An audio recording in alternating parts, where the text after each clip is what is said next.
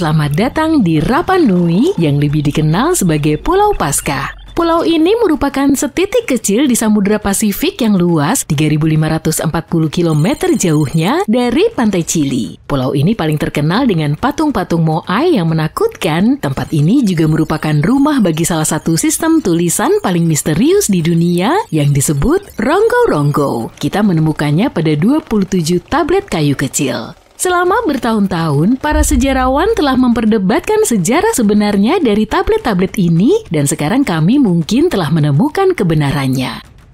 Manusia pertama kali menginjakan kaki di pulau ini pada abad ke-12. Selama bertahun-tahun, pulau ini menjadi rumah bagi suku Rapa Nui. Mereka cukup terisolasi di Samudra Pasifik sampai orang Eropa tiba pada tahun 1720-an. Orang-orang Eropa membawa banyak masalah dan hanya menyisakan sebagian kecil penduduk asli yang masih hidup. Kemudian pada abad ke-19, seorang misionaris Eugene Eyre pergi ke pulau itu dan menemukan tablet kayu dengan simbol-simbol rumit yang diukir di atasnya. Dia menulis betapa mengagumkannya tablet-tablet tersebut, bahwa ada ratusan di pulau itu dan dapat ditemukan di setiap rumah tangga. Namun sayangnya, tidak semua dari mereka bertahan hingga hari ini. Kita hanya memiliki 27 di antaranya, beberapa di antaranya sangat lapuk, terbakar atau rusak, dan sekarang tersebar di seluruh dunia di museum dan koleksi pribadi. Beberapa artefak bahasa tersebut dibawa ke Tahiti dan kemudian ke Eropa oleh orang-orang Eropa tanpa meninggalkan satu pun di Pulau Paskah itu sendiri. 4 tablet suci menemukan rumah mereka di sebuah jemaat di Roma. Tablet-tablet itulah yang digunakan dalam penemuan baru-baru ini.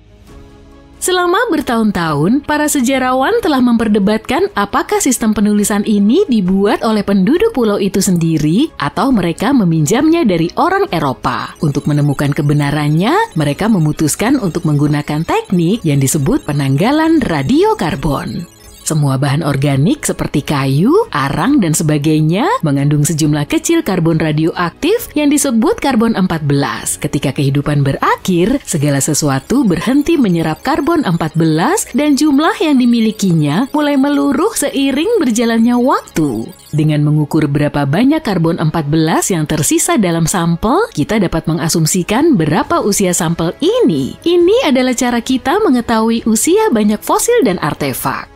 Jadi mereka melihat usia beberapa tablet Ronggau-Ronggau, 3 di antaranya dibuat dari pohon yang tumbuh pada abad ke-18 atau ke-19 yang sejalan dengan kedatangan orang Eropa. Namun salah satunya lebih tua dari kunjungan pertama orang Eropa ke pulau itu.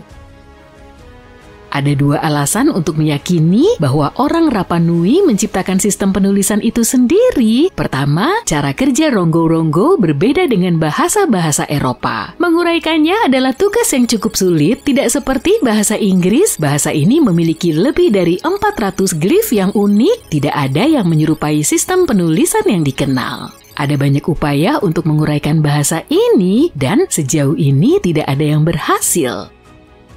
Yang kedua, salah satu tablet terbukti berasal dari sekitar abad ke-15 sebelum orang Eropa tiba. Masalahnya, penanggalan radiokarbon hanya bisa memberitahu kita kapan kayu yang digunakan untuk membuat tablet itu ditebang, bukan kapan tulisan itu ditorehkan. Karena kita hanya memiliki satu tablet, hal ini tidak cukup untuk memastikannya.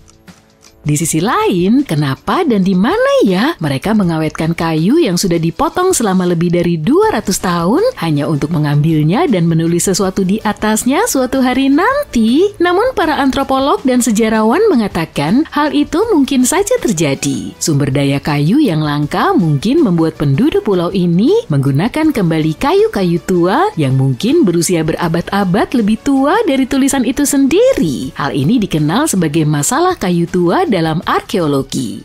Ditambah lagi, tablet ini terlihat sangat terawat, dipelihara untuk melindunginya dari serangga perusak kayu, kelembapan, dan sebagainya. Itulah sebabnya mengapa tablet ini bisa bertahan selama berabad-abad. Apapun yang tertulis di atasnya, mungkin itu penting bagi orang-orang Rapa Nui.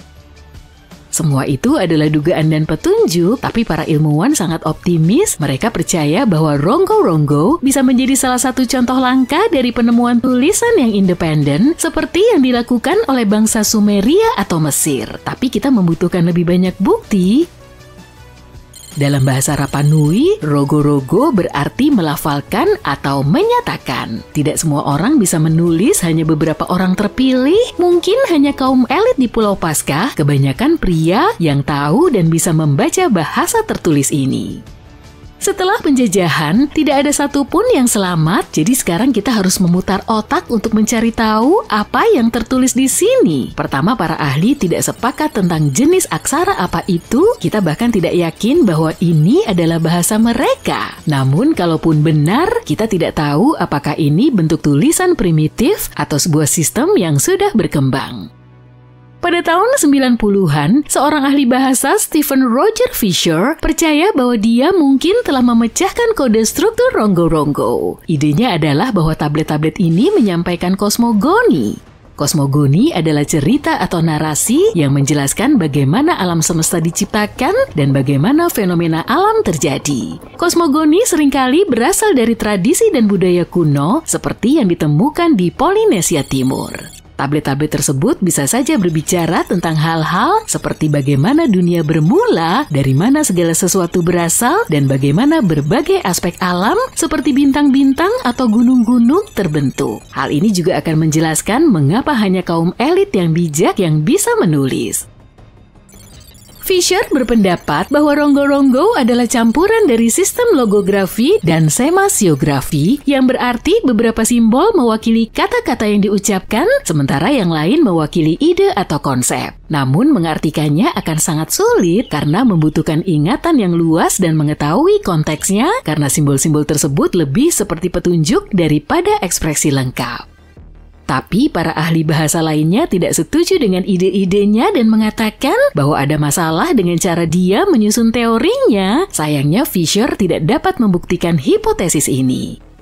Mungkin ini hanya gambar. Jika kita melihat tablet-tablet tersebut, ada beberapa hal yang terlihat dapat dikenali: orang, hewan, tanaman, dan bentuk geometris. Ada beberapa burung, salah satunya terlihat seperti burung fregat yang diasosiasikan oleh orang Rapa Nui dengan dewa make-make. Ada juga ikan, kelabang, dan sebagainya, atau setidaknya glif ini terlihat seperti mereka.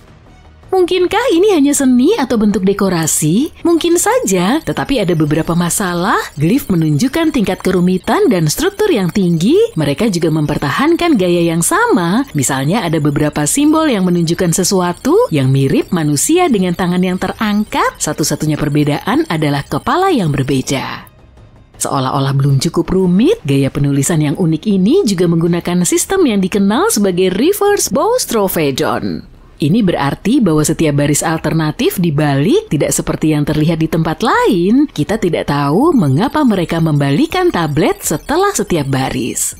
Tetapi semua ini menunjukkan bahwa mereka memiliki semacam sistem dan organisasi.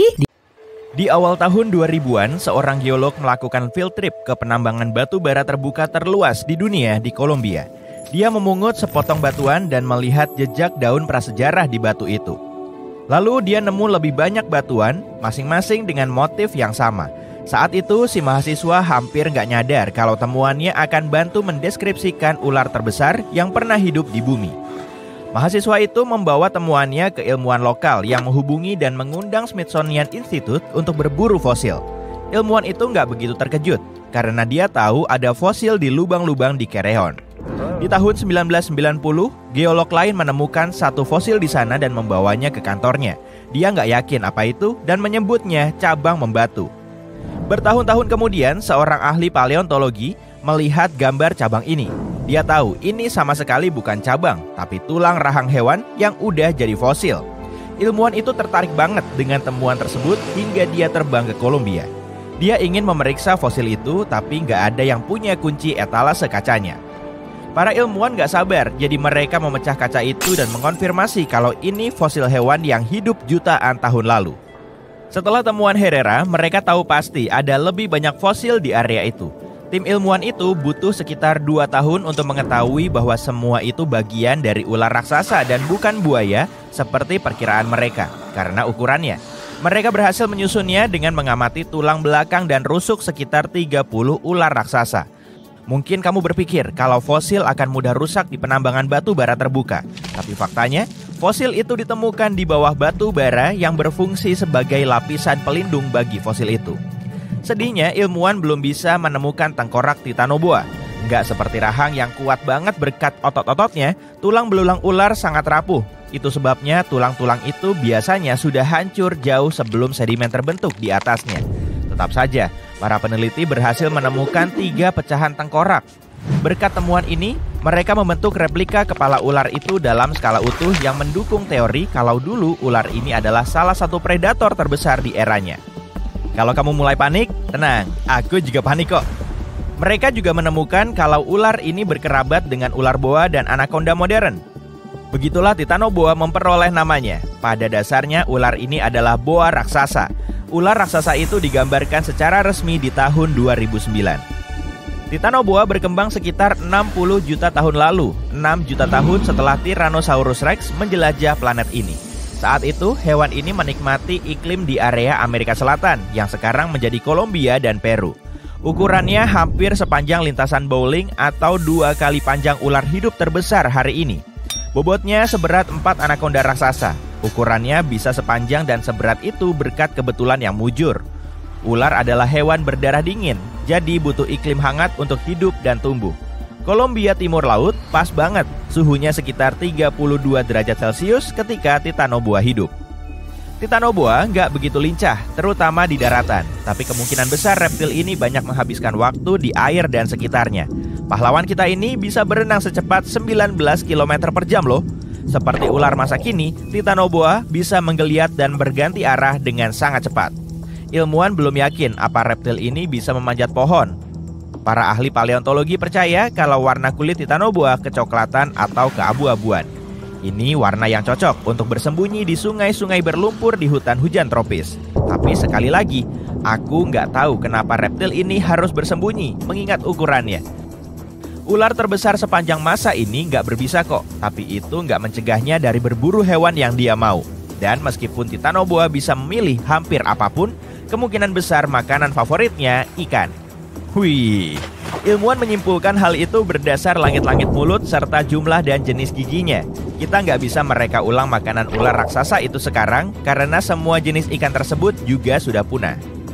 Kalau ingin variasi dalam makanannya, titanoboa akan makan reptil lain. Hewan ini mengintai dan merobohkan mangsanya dengan satu pukulan cepat.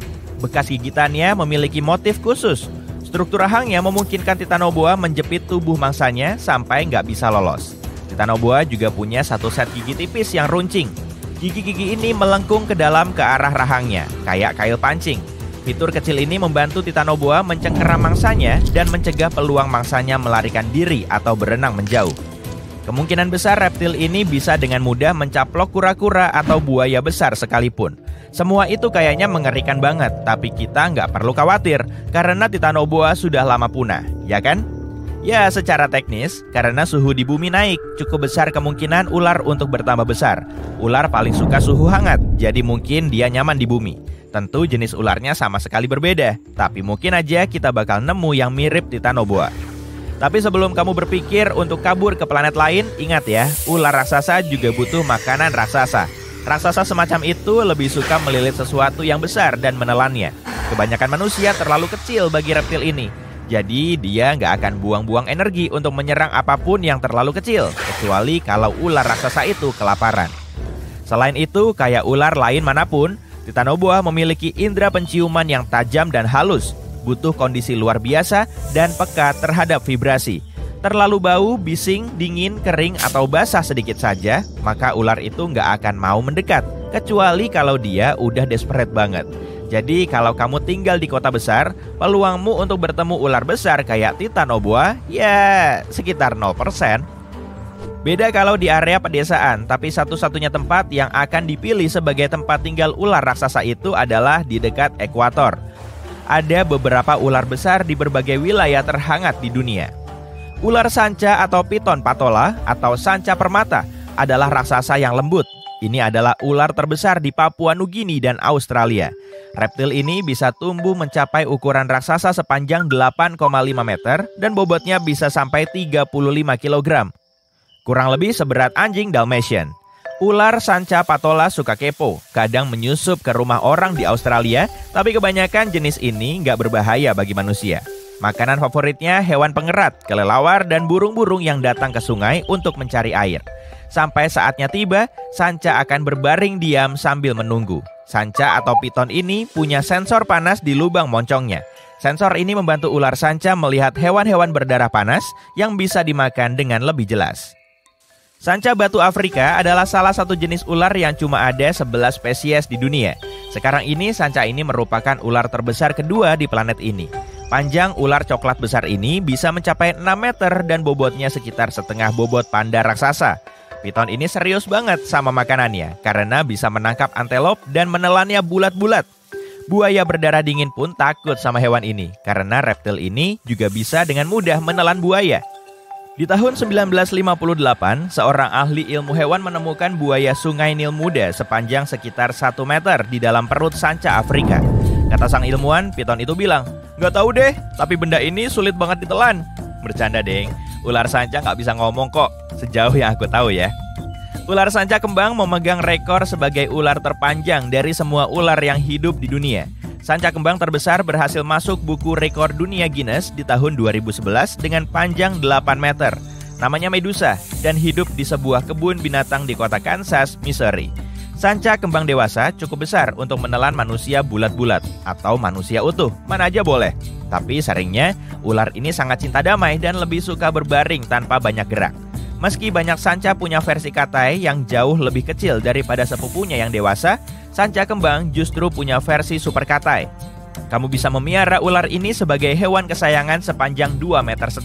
Ya, yang ini dianggap sebagai bentuk katainya, meski lebih panjang dari tinggi rata-rata manusia. Tapi mau gimana pun, aku tetap ngerasa nggak nyaman sih.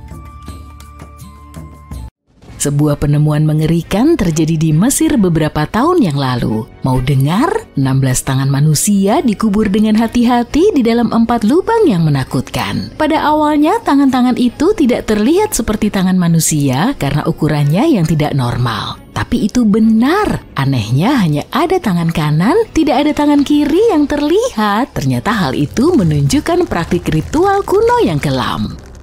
Seni dan kisah Mesir kuno berbicara tentang sebuah upacara di mana para pejuang akan memberikan tangan kanan musuh mereka sebagai bukti kemenangan dan meminta emas sebagai imbalannya. Orang Mesir percaya pada kehidupan setelah kematian, jadi memotong tangan seseorang berarti kamu memotong kekuatan mereka selamanya. Menjamin kekalahan seperti ini sangat menarik bagi pihak yang menang. Di sini pertarungan terjadi antara orang Mesir melawan Hyksos yang tinggal di tempat yang dulunya dikenal sebagai Kanaan.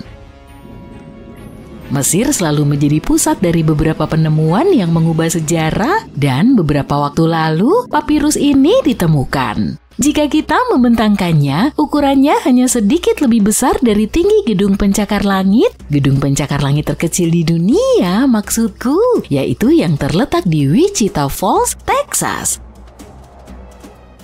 Ketika manusia tidak menulis di aplikasi notes mereka menulis di benda ini yang terbuat dari medula tanaman papirus. Sekitar 2000 tahun yang lalu, orang Mesir kuno menulis sesuatu yang mengingatkan kita pada sebuah buku di mana mereka menggambarkan sebagian besar tradisi pemakaman mereka dan visi mereka tentang akhirat.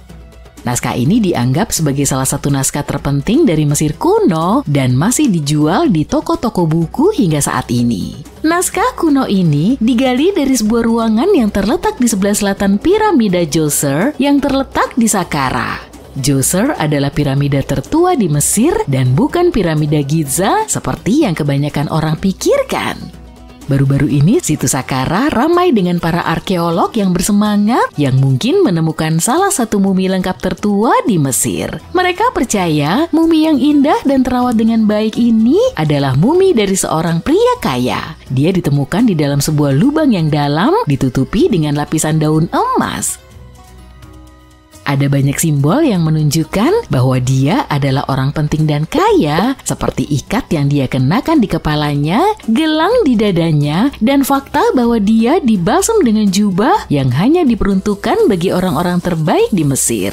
Bagian yang paling menarik dari seluruh penemuan ini adalah menemukan tempat peristirahatannya yang disegel dengan mortir seperti yang ditinggalkan oleh orang Mesir kuno 4300 tahun yang lalu. Ini mungkin terdengar aneh, tapi pada tahun 2000-an para arkeolog menemukan piramida yang hilang.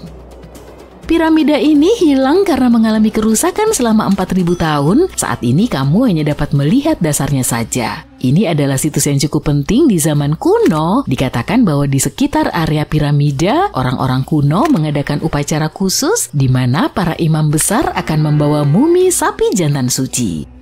Berikut ini adalah fakta menarik. Orang Mesir kuno percaya bahwa banteng Apis adalah penjelmaan duniawi dari dewa kota Memphis dan dihubungkan dengan ritual kesuburan. Tapi bukan sembarang banteng Apis, mereka harus berwarna hitam dengan satu tanda putih di antara tanduknya dan memiliki banyak karakteristik yang sangat spesifik. Mereka dipilih oleh para pendeta setempat dan dihormati sampai mereka meninggal. Setelah itu mereka dimumikan dan dikuburkan di galeri bawah tanah.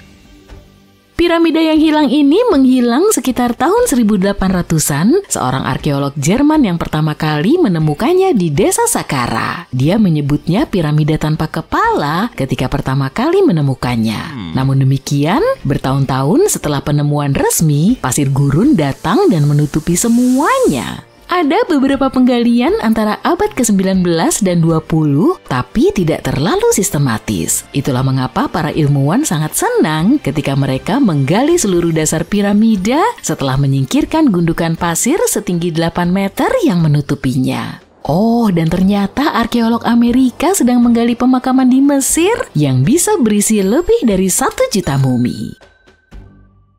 Sejauh ini, para arkeolog telah menggali sekitar 1.700 mumi. Salah satu perbedaan utama dari mumi Mesir klasik lainnya adalah bahwa mereka bukanlah raja dan Fir'aun. Mereka adalah rakyat jelata yang kemungkinan besar hidup sekitar 1.500 tahun yang lalu saat Mesir dikuasai oleh Kekaisaran Romawi dan Bizantium. Nama pemakamannya keren, Jalan Kerbau Air. Siapa tahu kamu ingin mengunjunginya pada perjalananmu berikutnya.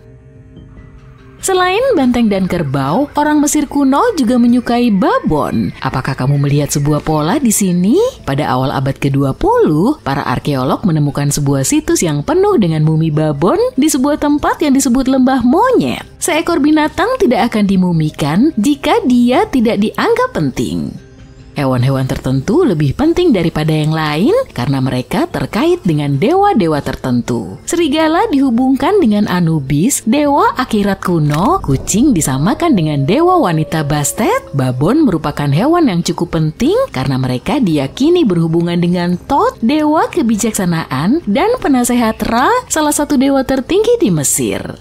Para arkeolog tidak terlalu senang. Mereka berpikir bahwa babon-babon ini dikurung di dalam dan tidak mendapatkan sinar matahari hampir sepanjang hidupnya. Mereka mengalami kekurangan vitamin D yang ekstrem dan tidak diberi makan dengan baik. Mungkin Thoth marah pada pemelihara babon ini. Hanya dugaan saja.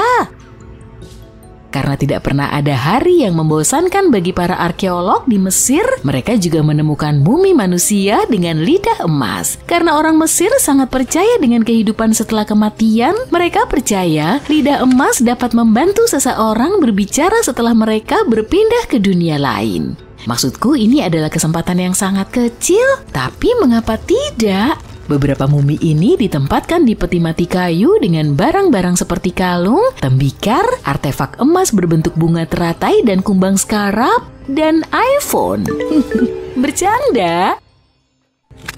Sebuah kuil baru juga ditemukan baru-baru ini di Mesir. Para ilmuwan percaya kuil ini didedikasikan untuk menghormati Zeus Cassius. Dewa ini merupakan persilangan antara Zeus, dewa langit Yunani yang maha kuasa, dan Gunung Cassius. Saat menggali di sekitar semenanjung Sinai di Mesir, para arkeolog melihat 2 tiang granit merah muda yang menyembul dari tanah. Dan bingo! Mereka percaya tiang-tiang itu merupakan gerbang depan kuil yang runtuh akibat gempa bumi beberapa tahun yang lalu. Berbicara tentang dewa, tidak hanya dewa-dewa yang sangat serius. Baru-baru ini para ilmuwan menemukan sebuah cincin emas di sebuah kota di selatan Kairo, bukan Frodo. Cincin ini tidak ajaib, ini adalah cincin emas biasa, tapi memiliki gambaran dewa Van secara resmi bernama Bes. Dewa ini sering digambarkan dalam teks-teks suci sebagai kurcaci gemuk yang bahagia. Saat ini banyak tato yang kita dapatkan sudah tidak memiliki arti dan dibuat hanya untuk tujuan estetika. Tapi di Mesir kuno, para wanita akan membuat tato sebagai tanda perlindungan saat melahirkan. Setidaknya itulah yang dipikirkan oleh para ilmuwan. Di sekitar wilayah Sungai Nil, para ilmuwan menemukan beberapa mumi yang memiliki tato yang terawat dengan baik, yang merupakan hal yang langka karena kulit mudah sekali rusak. Dua dari wanita ini menato punggung bawah mereka dan gambarnya sederhana. Sebagian besar berupa gambar, termasuk gambar kurcaci gemuk yang baru saja kita bicarakan, Bes. Rupanya dia juga memiliki kesibukan sampingan sebagai pelindung wanita saat melahirkan. Apakah kamu akan percaya kalau aku mengatakan bahwa orang Mesir kuno telah menciptakan robot? Nggak percaya? Ya, itu karena tidak sepenuhnya benar. Tentu saja mereka adalah ahli astronomi, matematikawan, dan insinyur. Dan entah bagaimana mereka juga memasukkan penemuan eksentrik ke dalam paket itu. Dewa otomatis yang oleh sebagian ilmuwan disebut Hathor. Patung kayu ini telah berada di Metropolitan Museum of Art selama bertahun-tahun sebelum seseorang mengetahui rahasianya. Dengan bantuan mesin sinar X, para spesialis menemukan sistem operasi mekanis di dalamnya. Sumbu seperti katrol berjalan dari bahu patung ke kaki kirinya. Ketika sistem berputar, patung itu mengangkat dan menurunkan tangannya. Hei, pilih aku, pilih aku. Aku angkat tangan di sini loh. Setiap kali mendengar tentang reruntuhan kuno, kamu hampir tidak pernah membayangkan reruntuhan itu tergantung di suatu tempat atau tergantung begitu saja di dahan pohon, kan? Faktanya, untuk sebagian besar artefak kuno yang telah kita pamerkan di museum di seluruh dunia, para arkeolog melakukan penggalian yang cukup mengesankan. Kita tahu bangunan bisa menghilang seiring berjalannya waktu jika tidak dirawat dengan baik. Terkadang kita perlu menggunakan kembali beberapa bahan bangunan sehingga konstruksi yang lebih tua mungkin dikorbankan dalam prosesnya. Di lain waktu, rumah-rumah ditinggalkan dan begitu terpapar elemen-elemen di permukaan seperti hujan atau sinar matahari, rumah-rumah itu tidak bertahan. Beberapa rumah akan hancur begitu saja karena erosi, jadi satu-satunya cara agar sebuah karya arsitektur dapat bertahan dalam ujian waktu adalah jika karya tersebut terkubur jauh di dalam tanah.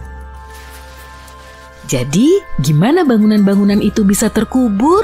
Ya, itu sebenarnya karena kesalahan sendiri. Kota-kota kuno punya kebiasaan untuk menaikkan permukaan tanah secara bertahap seperti anak kecil yang menambahkan topping pada es krim sundae. Pemukiman ini selalu sibuk mengumpulkan makanan dan bahan bangunan untuk mengimbangi populasi yang terus bertambah. Tapi, siapa sih yang sempat mengurusi limbah dan sampah? Hal ini tidak termasuk dalam daftar tugas mereka pada masa itu. Jadi ketika harus membangun rumah baru, peradaban kuno merasa lebih mudah untuk menghemat keringat dan air mata dengan menumpuk reruntuhan dan membangun tepat di atasnya. Tapi bukan itu aja, sungai-sungai juga terkadang meluap dan menimbun lapisan sedimen di dasar kota yang semakin mengubur konstruksi kuno tersebut.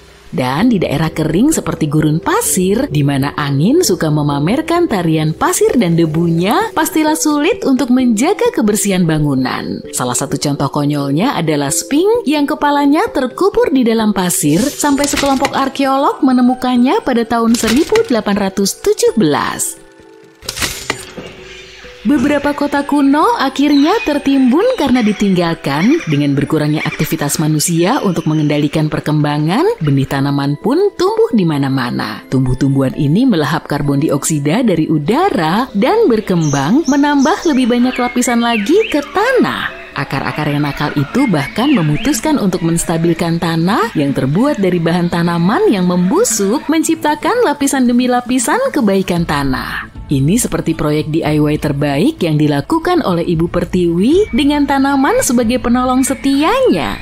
Tindakan menggali rahasia peradaban kuno bukan hanya tentang menemukan dunia yang hilang, ini juga merupakan pencarian besar untuk mengungkap harta karun di balik lapisan sejarah.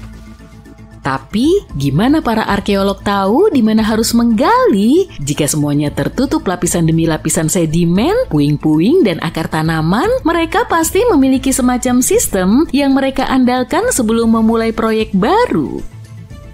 Sebagai permulaan, mereka tidak selalu menyarankan penggalian arkeologi di lokasi tertentu. Oke, yuk kujelasin. Katakanlah kamu adalah seorang kontraktor dan kamu ingin membangun sebuah kompleks apartemen baru yang mewah di kotamu. Namun, beberapa peraturan daerah memiliki persyaratan tertentu sebelum proyekmu bisa dimulai. Misalnya sebelum mulai membangun di atas bidang tanah, kontraktor mungkin perlu membawa spesialis untuk memeriksa tanahnya. Orang-orang pintar ini bisa arkeolog, ahli geologi, atau ahli paleontologi, dan mereka perlu mengawasi berbagai hal selama pembangunan. Jika ada artefak atau ekofak, istilah keren untuk sisa-sisa organik yang ditemukan, para ahli ini akan menggali dan mempelajarinya. Tapi gimana dengan situs yang tidak ada hubungannya dengan bulldozer dan topi kuning? Para arkeolog punya banyak trik untuk menemukan situs-situs kuno. Mereka menyelami catatan bersejarah dengan cara detektif. Dengan mengendus dokumen dan peta lama, mereka dapat menyusun teka-teki aktivitas manusia di area tertentu. Jika sebuah situs pernah dikunjungi, maka akan lebih baik lagi. Menemukan catatan penggalian masa lalu atau catatan sejarah dapat memberikan arkeolog banyak informasi tentang kemana harus melanjutkan perburuan harta karun mereka. Sebelum para arkeolog mulai mengayunkan sekop, mereka akan melakukan misi pemindaian visual. Berbekal sistem kisi-kisi, mereka akan berjalan-jalan di sekitar lokasi, mengawasi setiap artefak yang mungkin bersembunyi di bawah lapisan atas bumi. Mulai dari peralatan batu tanah, hingga kaca bersejarah, dan bahkan tempat pembuangan sampah kuno. Iya, itu juga berharga loh. Para penjelajah yang bermata tajam ini dapat melihat tanda-tanda aktivitas manusia lebih cepat daripada kebanyakan orang. Jika mereka menemukan tanah bangsal, ini adalah istilah keren untuk tempat pembuangan sampah, mereka tahu pasti bahwa manusia pernah menyebut tempat ini sebagai rumah. Para arkeolog tidak hanya mengandalkan sekop mereka yang terpercaya, mereka punya banyak peralatan untuk membantu mencari keajaiban yang tersembunyi. Alat-alat geofisika itu seperti senjata rahasia mereka. Contohnya saja, pengukur resistivitas. Alat canggih ini mengukur komponen listrik dari tanah dan fitur atau artefak yang terkubur. Dinding yang terkubur misalnya akan menghasilkan data resistivitas yang berbeda dari tanah di sekitarnya. Magnetometer dan radar penembus tanah juga sama cara kerjanya, menampilkan petunjuk potensial tentang harta karun kuno di dalam tanah. Dan jangan lupakan teman lama kita yang terpercaya ya, GPS. GPS membantu para arkeolog memetakan lokasi yang tepat, seperti peta harta karun berteknologi tinggi yang menuntun mereka langsung ke pot emas. Ingin mengunjungi beberapa situs arkeologi paling penting di dunia secara virtual? Yuk ikuti aku. Di Inggris misalnya, kamu akan menemukan tempat menarik bernama Stonehenge. Ini adalah salah satu dari sekian banyak henge yang tersebar di sana, tapi yang satu ini benar-benar menarik perhatian. Bayangin batu-batu besar dan kuno berdiri tegak dan gagah, tersusun dalam bentuk lingkaran unik di bagian luar dan tapal kuda di bagian dalam, dengan beberapa batu yang lebih kecil sebagai pelengkap. Dan tahu nggak, batu-batu yang menakjubkan ini sudah ada sejak lebih dari 5.000 tahun yang lalu. Benar-benar sekokoh batu. Nah, disinilah letak menariknya. Menurut cerita rakyat setempat, penyihir legendaris Merlin mengayunkan tongkat sihirnya dan puff, dia memindahkan batu-batu besar ini jauh-jauh dari Irlandia. Rupanya beberapa raksasa telah mengumpulkannya di sana, tapi Merlin memutuskan kalau batu-batu itu akan terlihat jauh lebih baik di lokasi barunya. Yang lain mengira itu hanyalah sisa-sisa reruntuhan bangunan spiritual Romawi kuno. Bangunan-bangunan menakjubkan ini dibangun oleh nenek moyang kita di zaman perunggu. Dengan peralatan sederhana dan teknologi yang terbatas, mereka berhasil menciptakan mahakarya yang monumental ini. Mengesankan! Sayangnya masih banyak yang tidak kita ketahui tentang area ini. Tujuan awal Stonehenge masih menjadi misteri hingga saat ini. Memang ada banyak teori, tapi para ilmuwan belum sepakat mengenai hal ini. Tapi kita tahu bahwa tempat ini sangat tepat untuk menyaksikan matahari terbit selama titik balik matahari musim panas dan musim dingin. Kota kuno Pompei adalah situs arkeologi yang sama menakjubkannya. Bayangkan, Gunung Vesuvius yang terkenal sebagai pengacau memutuskan untuk melontarkan kemarahannya dan menyelubungi kota Romawi kuno ini. Hal itu mengubahnya menjadi kapsul waktu yang terletak di luar Napoli saat ini di Italia. Maju cepat ke tahun 1748 ketika sekelompok penjelajah yang penuh petualangan menemukan Pompei. Lihat, mereka menemukan harta karun berupa barang-barang yang terawat dengan baik, jalanan, rumah-rumah, makanan, mungkin udah agak basi ya saat itu, perhiasan berkilau, patung-patung mewah, lukisan dinding warna-warni, barang-barang rumah tangga sehari-hari, dan bahkan jasad hewan dan manusia. Rasanya seperti berada di pesta arkeologi yang luar biasa. Sepertinya Pompei memiliki semuanya, rumah-rumah dan villa-villa mewah, arena besar berkapasitas 20.000 orang, toko-toko pengrajin kecil yang lucu, tempat nongkrong seperti kedai minuman, dan jangan lupakan juga tempat-tempat menarik seperti pemandian-pemandian mewah untuk memanjakan diri. Ada juga kuil Apollo, tempat orang-orang biasa berkumpul untuk beribadah. Dan tentu saja, jantung kota yang ramai, Forum Pompei, tempat orang-orang keren biasa berkumpul. Dan kamu tahu nggak, saking kerennya, Pompei pernah masuk ke dalam daftar warisan dunia UNESCO pada tahun 1997. Ini seperti Hall of Fame-nya benda-benda bersejarah. Ada juga bangunan dan situs terkenal lainnya, seperti Taj Mahal di India dan Akropolis Athena di Yunani. Ada banyak sekali komunitas organisme kecil yang tidak biasa, yang hidup di Laguna, di Patagonia. Dan mereka adalah bentuk kehidupan pertama yang pernah ada. Tidak ada yang tahu tentang mereka sampai dua ilmuwan, Brian dan Maria, pergi menjelajahi daerah-daerah tertentu di Patagonia. Patagonia menempati hampir setengah dari wilayah Argentina, dan hanya sedikit orang yang tinggal di sana. Hanya beberapa petani dan peternak domba yang sebagian besar tinggal di dekat sungai dan menanam berbagai macam tanaman seperti apel, pir, dan alfalfa. Dahulu kala, tempat ini merupakan tempat yang liar dan jauh tempat suku-suku Indian tinggal. Tapi kali ini, kita akan mengikuti jejak bentuk kehidupan yang muncul jauh sebelum manusia dan melihat lebih dekat mikroorganisme menarik yang ditemukan Brian dan Maria. Mereka berdua harus berkendara selama 9 jam melalui jalan yang tidak mulus untuk mencapai tempat tujuan. Mereka tinggal di sebuah desa kecil, hanya 35 orang yang tinggal di sana. Orang-orang ini bergantung pada satu mata air karena hampir tidak pernah turun hujan di sana. Pada malam terakhir di desa tersebut, Brian menyadari bahwa citra satelit yang diambilnya menunjukkan serangkaian laguna yang hanya berjarak 16 km. Keesokan harinya, tim kecil itu melompat ke dalam mobil dan pergi ke jalan sejauh yang mereka bisa, sampai jalan menjadi terlalu sulit untuk dilalui. Mereka terus mendaki di sisa perjalanan. Perjalanan menjadi sulit karena mereka harus membawa air untuk menghadapi sinar matahari yang menyengat. Di beberapa tempat mereka akhirnya tenggelam hingga ke lutut dalam lumpur yang terbuat dari garam. Di atas sana ada 12 laguna dengan air yang sangat jernih. Tempat itu sendiri tidak menawarkan banyak hal kecuali air yang sangat asam dan asin serta sinar matahari yang sangat terik. Namun, rasanya seperti kembali ke masa lalu karena kondisinya seperti kondisi bumi bertahun-tahun yang lalu. Ketika Brian memeriksa laguna, dia terkejut melihat banyak mikroorganisme yang tidak biasa di sana. Kita menyebutnya stromatolith, dan mereka sangat kecil sehingga kita bahkan tidak bisa melihatnya tanpa mikroskop. Tapi makhluk itu berkumpul dan membentuk komunitas yang besar. Di masa lalu, banyak spesies yang tidak biasa hidup dengan cara ini. Misalnya, Cyanobacteria. Mereka penting pada masanya karena mereka menghasilkan oksigen. Bumi pada tahap awal tidak memiliki banyak gas ini di atmosfernya.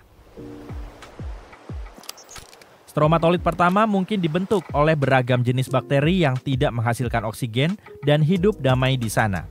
Mereka membentuk lapisan-lapisan, menumpuk di atas satu sama lain sehingga setidaknya beberapa di antaranya bisa mendapatkan sedikit sinar matahari. Mereka menggunakan pasir dan cairan lengket untuk tetap berdekatan. Brian juga sangat terkejut karena itu adalah stromatolith hidup terbesar yang pernah dilihatnya. Stromatolith hidup biasanya tumbuh setinggi lebih dari 1 meter. Tapi yang baru ditemukan ini memiliki lebar 5 meter dan tinggi beberapa meter, sangat besar dibandingkan dengan stromatolith yang hidup di tempat lain. Dan fosilnya bahkan lebih besar. Dahulu kala, mereka bisa tumbuh lebih besar dari saat ini karena tidak ada banyak spesies lain yang bisa memangsa atau menyakiti mereka.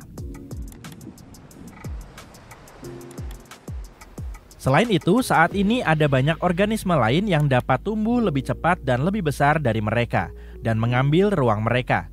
Itulah sebabnya stromatolith hanya dapat bertahan hidup di tempat-tempat langka di mana hampir tidak ada makhluk lain yang dapat hidup, seperti di Laguna yang sangat asin yang terletak jauh di atas permukaan laut di Punya de Atacama. Stromatolith yang ditemukan di sana adalah yang paling terkenal, karena mereka mungkin merupakan contoh terbaik dari kehidupan paling awal di planet kita. Namun mereka sebenarnya bukan bentuk kehidupan pertama di bumi. Fosil tertua mereka berusia 3,5 miliar tahun, sementara beberapa bukti lain yang kita miliki menunjukkan bahwa kehidupan di planet kita muncul sekitar 4,1 miliar tahun yang lalu. Mungkin beberapa stromatolith juga hidup pada masa itu, tapi bumi sudah banyak berubah sejak saat itu dan tempat-tempat yang mungkin menjadi tempat tinggal mereka sudah tidak ada lagi. Sekilas semua ini mungkin tidak terlihat penting karena belum ada yang menemukan makhluk eksotis dan aneh yang belum pernah dilihat di dunia ini. Tapi ini adalah contoh penting dari pencarian kehidupan di tempat lain di alam semesta. Para ilmuwan yang tertarik untuk mempelajari Mars sering datang ke tempat ini karena mungkin saja mirip dengan rupa planet merah itu di masa lampau. Jika ada fosil yang tersembunyi di bebatuan purba di Mars, mungkin saja fosil itu mirip dengan stromatolith ini. Sebuah negeri yang jauh di sana telah mengungkapkan beberapa rahasianya, Antartika, dengan dunia yang hilang yang ditemukan di bawah esnya. Antartika tidak selalu menjadi tanah yang dingin dan terisolasi dari salju dan lapisan es. Dulunya, Antartika merupakan bagian dari super benua Gondwana, bersama dengan wilayah yang sekarang menjadi Amerika Serikat, Afrika, Australia, Semenanjung Arab, dan anak benua India. Namun, pada suatu saat, benua ini memisahkan diri dan membangun kehidupannya sendiri. Benua ini terbentuk ketika daratan lain mulai menjauh, yang kemudian menciptakan garis pantainya sendiri. Tapi Antartika juga berbeda dalam banyak hal lainnya saat itu. Dulunya Antartika adalah sebuah daratan yang ditutupi oleh hutan yang megah dan sungai-sungai yang penuh dengan kehidupan. Para ilmuwan menggunakan radar dan satelit untuk menjelajahi dunia misterius yang tersembunyi di bawah es di sana. Tanah purba yang dekat dengan Samudra Hindia ini luasnya sebesar negara bagian Maryland, Amerika Serikat atau Belgia. Usianya lebih dari 14 juta tahun. Beberapa penelitian mengatakan bahwa daerah ini terbentuk lebih dari 34 juta tahun yang lalu, jauh sebelum Antartika mengalami pembekuan yang dalam. Pada awalnya suhu di sana lebih tinggi, mungkin seperti cuaca di Patagonia atau hutan hujan beriklim dingin di Tasmania, Selandia Baru, atau bahkan mungkin lebih tropis dari itu. Namun ketika iklim menjadi lebih dingin, gletser kecil mulai terbentuk di bukit-bukit yang dekat dengan sungai. Lembah-lembah tenggelam lebih dalam karena semua es yang menutupinya. Dan kemudian, suhu turun semakin rendah dan lapisan es raksasa menutupi seluruh benua, menyembunyikan gletser-gletser tua itu. Sungai-sungai membentuk dunia yang hilang ini sejak lama, jauh sebelum akhirnya tertutup es setebal hampir 3,2 km di beberapa tempat. Studi ilmiah di area ini menunjukkan bahwa lanskap tersebut dulunya penuh dengan dataran tinggi dan pegunungan. Es yang telah terbentuk di atas Antartika membuat seluruh area menjadi sangat dingin, sehingga lanskapnya tidak bisa terkikis lagi. Itu berarti semuanya pada dasarnya tetap sama dan tidak tersentuh di bawah es selama jutaan dan jutaan tahun. Yang menarik adalah bahwa kita tidak banyak mengetahui tentang daratan yang tersembunyi di bawah es ini dibandingkan dengan permukaan Mars. Salah satu cara untuk Para arkeolog Mesir membuat sebuah penemuan luar biasa di dekat Kairo baru-baru ini. Tolong putar musiknya. Mumi paling kuno dan terlengkap yang pernah ditemukan di negara ini. Iya, mereka merahasiakannya. Mumi berusia 4.300 tahun ini ditemukan di sekelompok makam yang dekat dengan piramida tangga Djoser yang berasal dari kerajaan tua Mesir. Makam itu dilapisi dengan lapisan emas. Tim juga menemukan beberapa makam lainnya, termasuk satu makam milik seorang pejabat Mesir kuno dan makam milik seorang penjaga rahasia yang memiliki kekuatan untuk melakukan upacara khusus. Makam lain yang menarik adalah makam seorang penulis yang memiliki patung-patung terbesar yang pernah ditemukan di daerah tersebut. Situs pemakaman yang luas ini juga menjadi rumah bagi lebih dari selusin piramida dan tempat peristirahatan.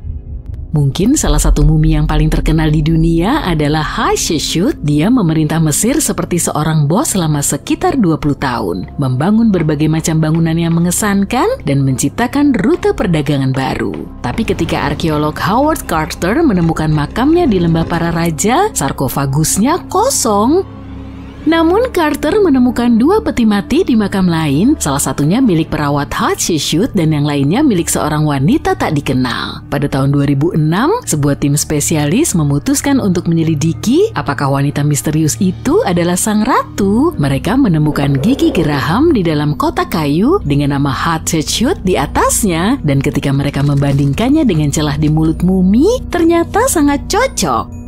Ramses II adalah seorang penguasa yang sangat mengesankan, tapi muminya akhirnya membuat sejarah. Kita tak banyak mendengar tentang ayahnya. Oke, aku akan berhenti. Ramses dianggap sebagai Firaun yang paling berkuasa di seluruh Mesir karena dia memerintah selama 6 dekade. Dia juga hidup hingga lebih dari 90 tahun. Hal ini cukup menakjubkan mengingat masa yang dia jalani.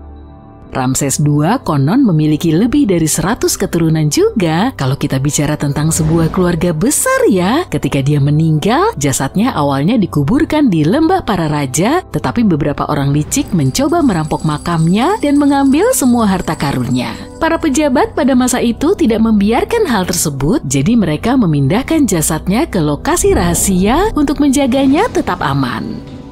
Maju cepat ke tahun 1800-an dan mumi Ramses II ditemukan bersama dengan sejumlah penguasa dan pejabat penting lainnya. Tapi kondisinya tidak terlalu baik sehingga para arkeolog menerbangkannya ke Paris untuk, memanjakannya. Masalahnya dia tidak bisa dipindahkan begitu saja ke negara lain. Satu-satunya solusi yang tersedia adalah memberikan Ramses II paspornya sendiri. Pekerjaannya terdaftar sebagai raja dan dokumen itu bahkan menampilkan fotonya. Kamu tahu, kebanyakan mumi tidak selalu dikenal memiliki kulit yang paling terhidrasi. Tapi seorang wanita Asia alias Lady Di membuktikan sebaliknya.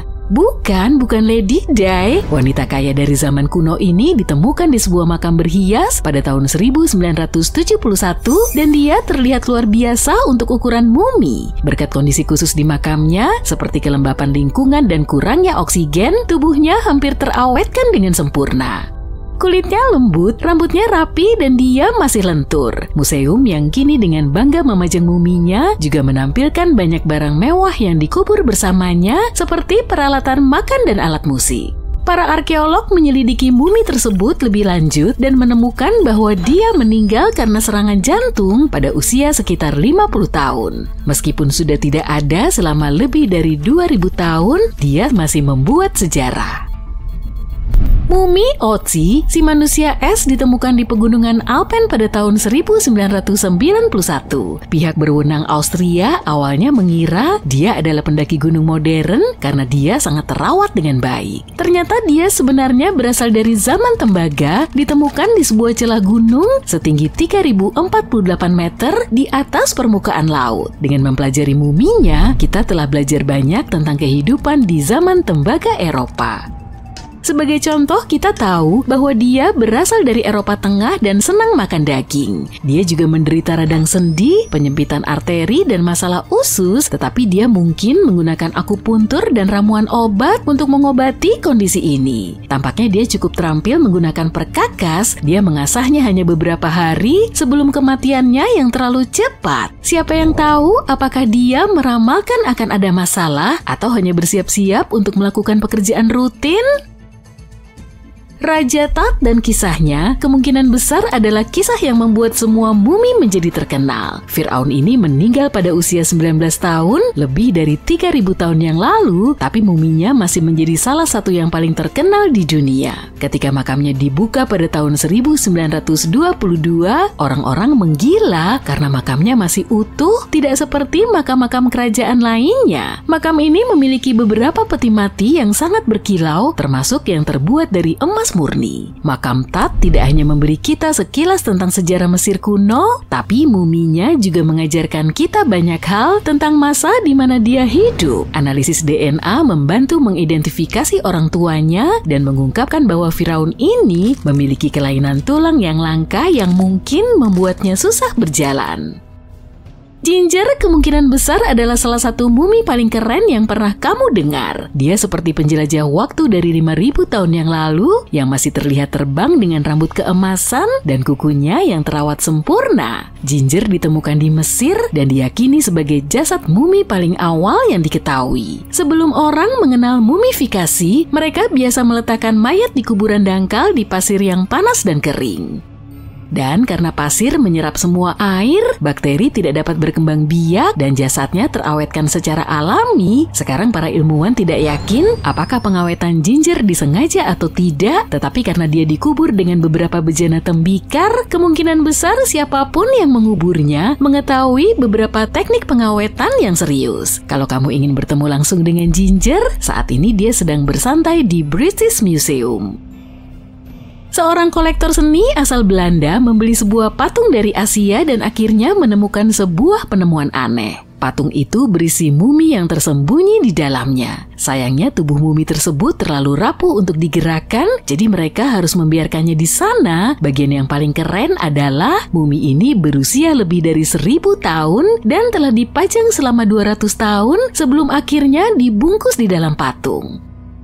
Ketika para ilmuwan melakukan pemindaian CT, mereka menemukan bahwa mumi tersebut dipenuhi dengan potongan-potongan kertas yang penuh dengan tulisan. Para ahli menduga dia mungkin telah melakukan hal yang disebut mumifikasi diri, yang merupakan proses yang cukup intens yang melibatkan diet khusus dan teh yang membuat tubuh tidak mudah terserang bakteri. Hanya sedikit orang yang bisa melakukan ritual ini dan mereka yang berhasil melakukannya sangat dihormati. Tidak ada ratu Mesir lainnya yang membuat para ilmuwan dan sejarawan bingung seperti Nefertiti yang menakjubkan. Berdasarkan patung-patungnya, dia dikenal dengan lehernya yang ramping, mata yang lebar, dan tulang pipi yang tinggi. Namanya diterjemahkan menjadi wanita cantik telah datang. Benar-benar sesuai kan? Meskipun dia bukan seorang Firaun, Nefertiti masih berhasil meninggalkan kesan yang abadi. Catatan tertulis menunjukkan bahwa sebagai seorang istri dan ratu, dia memegang peran yang sangat berpengaruh karena kekuatannya. Dia memang dikagumi, tapi dia juga berhasil membuat cukup banyak musuh sepanjang hidupnya. Dia juga memiliki hubungan keluarga dengan Raja Tut, tapi tidak secara biologis. Sebaliknya, dia adalah ibu tirinya. Sejauh ini penduduk setempat belum bisa mengidentifikasi mumi Nefertiti. Benda-benda aneh dan menakjubkan sering ditemukan, tapi mencari tahu apa yang dilakukan nenek moyang kita cukup sulit, terutama jika yang kamu miliki hanyalah beberapa cangkir berkarat dan gambar di gua. Tidak mengherankan jika para ahli yang mengenakan jas lab pun terkadang membuat kesalahan. Namun ini bukan hanya tentang lempengan berdebu dan batu-batu besar. Kadang-kadang bahkan ada manusia dengan kepala besar. Jadi, ambil alat penggalianmu dan mari kita kembali ke zaman purba untuk menjelajahi masyarakat luar biasa yang bahkan para ilmuwan pun tidak bisa menjelaskannya. Sardinia mungkin terlihat sangat indah sekarang, tapi jujur saja, aku nggak akan mau mengunjunginya 3.000 tahun yang lalu. Konon raksasa-raksasa mengerikan berkeliaran di sekitar pulau ini saat itu. Orang-orang bahkan berbicara tentang penemuan kerangka manusia setinggi lebih dari 4 meter di sana. Meskipun tidak ada yang pernah menunjukkan apapun untuk membuktikannya, tapi cerita-cerita tersebut tetap membuatmu bertanya-tanya karena beberapa hal aneh pasti pernah terjadi.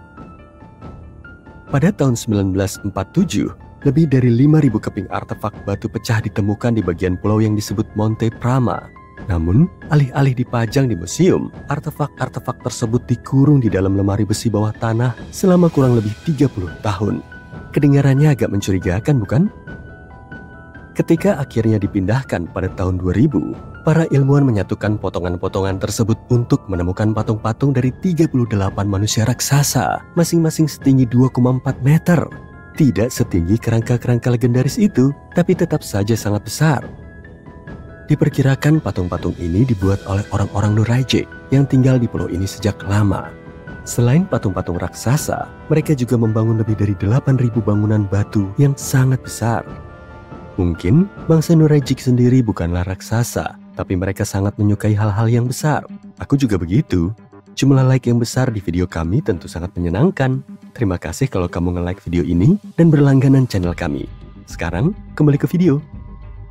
Kamu dan aku ini memang cukup pintar, tapi kita mungkin bukan manusia terpintar yang pernah ada. Sebenarnya kita bahkan mungkin bukan spesies yang paling cerdas. Sejak tahun 1913, beberapa fosil tengkorak yang ditemukan di Afrika Selatan mengisyaratkan adanya pesaing yang mungkin lebih cerdas, yaitu manusia Boskop. Spesies yang mirip manusia ini mungkin telah hidup sekitar 10.000 tahun yang lalu. Tengkorak mereka menunjukkan bahwa mereka memiliki kepala yang sangat besar, yang berarti otak mereka mungkin 30% lebih besar dari otak kita. Wow, IQ rata-rata mereka mungkin sekitar 149, membuat mereka menjadi salah satu yang terpintar di antara 0,05% manusia saat ini. Tapi jika seorang Boskop jauh lebih pintar, kenapa mereka tidak ada dan kita ada? Ya, lebih besar tidak selalu lebih baik, ya kan? Otak kita jauh lebih besar daripada kerabat kera kita, terutama di bagian korteks prefrontal. Bagian ini membantu tugas-tugas tingkat tinggi seperti membuat keputusan, mengingat hal-hal jangka pendek, dan menyadari keberadaan diri kita sendiri. Bagian otak yang menangani indera dan gerakan kita belum terlalu berkembang. Jadi mungkin orang-orang Boskop menghabiskan terlalu banyak waktu untuk memikirkan masa lalu daripada melakukan hal-hal praktis seperti berburu. Tapi ini semua hanya dugaan. Kita benar-benar tidak tahu apa yang terjadi pada sepupu kita yang pintar ini. Beberapa orang bahkan berpendapat bahwa orang Boskop tidak berbeda dengan kita, dengan satu-satunya bukti adalah bagian dari tengkoraknya. Hutan belantara itu sangat luas. Tahukah kamu bahwa hutan hujan Amazon adalah rumah bagi sekitar 30% dari seluruh spesies tumbuhan dan hewan di dunia? Itu sangat mengesankan. Namun sejarah salah satu spesies asli manusia telah lama membingungkan para ilmuwan. Orang Kasarabe yang misterius tinggal di sini selama ratusan tahun dan kemudian lenyap sekitar 1.400 tahun sebelum Masehi. Orang-orang mengira Amazon hanya memiliki beberapa suku yang tersebar. Namun baru-baru ini kita menemukan bentuk-bentuk besar dan tidak biasa di tanah yang disebut geoglif. Bentuk-bentuk ini mungkin terlihat seperti parit dangkal yang sederhana, tapi sebenarnya itu adalah sisa-sisa peradaban besar yang tersebar di 12.950 km persegi dan mencakup sekitar 450 tanda. Beberapa di antaranya selebar 396 meter. Itu gila. Parit-parit tersebut kemungkinan besar berisi bangunan-bangunan seremonial dan dapat menampung hingga 1 juta orang pada sekitar 550 tahun yang lalu. Berkat teknologi baru seperti LIDAR yang menggunakan laser yang aman untuk memetakan hutan tanpa merusaknya, kita dapat menjelajah lebih dalam. Di tahun 2019, beberapa pemindaian menunjukkan berkilo-kilometer jalan dan jalur yang ditinggikan dan bahkan piramida setinggi lebih dari 21,3 meter. Mereka menemukan 26 pemukiman terpisah, 2 di antaranya masing-masing seluas 250 hektar. Wow, itu seluas 330 lapangan sepak bola. Tidak diketahui secara pasti apa yang terjadi pada orang-orang Kasarabe. Mungkin penjajah Eropa mengusir mereka. Mungkin peradaban kuno yang paling membingungkan adalah peradaban yang tidak pernah kita temukan jejaknya. Ya, yang kumaksud adalah Atlantis, kota besar yang konon tenggelam di lautan. Penyebutan Atlantis pertama kali datang dari filsuf Yunani kuno, Plato, yang berbicara tentang sebuah kota besar di dekat Selat Gibraltar. Namun selama berabad-abad, semua orang hanya mengira bahwa Pluto mengarang Atlantis sebagai versi sempurna dari Athena. Jadi kenapa ya sekitar 12.000 tahun setelah dianggap lenyap, kita masih bertanya-tanya apakah kota ini mungkin nyata? Nah, pada abad ke-19, anggota Kongres AS Ignatius Donnelly menulis sebuah buku yang memberikan 13 alasan kenapa dia berpikir Atlantis lebih dari sekadar mitos. Kemudian pada tahun 1965, beberapa orang mengira bahwa mereka telah menemukan Atlantis ketika mereka menemukan struktur Richard, kubah besar selebar 40 km di Mauritania, Afrika. Saking besarnya, kita hanya bisa melihat semuanya dari luar angkasa. 2 astronot yang terbang di atas gurun Sahara melihat mata raksasa ini menatap balik ke arah mereka dan mengira mereka telah membuat penemuan seumur hidup. Sayangnya, tidak ada bukti kuat yang menghubungkan struktur ini dengan Atlantis. Struktur ini diyakini terbentuk dari aktivitas vulkanik sekitar 100 juta tahun yang lalu. Tapi memang terlihat mencurigakan, bukan? Namun kita masih belum mengetahui kebenarannya. Bayangkan kamu kembali ke masa sekitar 3.300 tahun sebelum Masehi dan sadar bahwa dirimu berada di Asia Selatan. Selamat datang di peradaban Harapan.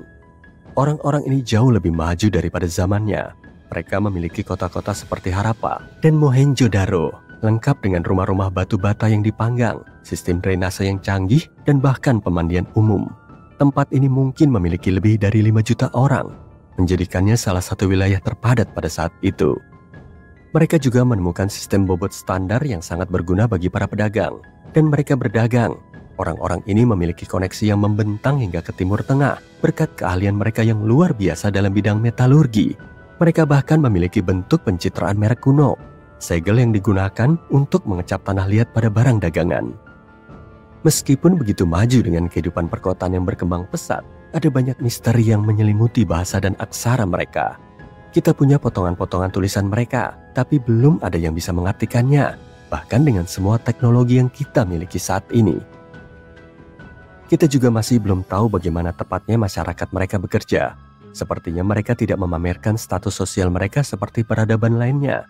Tidak ada istana megah atau monumen besar. Sebaliknya, bangunan terbesar mereka mungkin adalah lumbung padi. Mereka benar-benar praktis. Sayangnya, semua hal yang baik harus berakhir.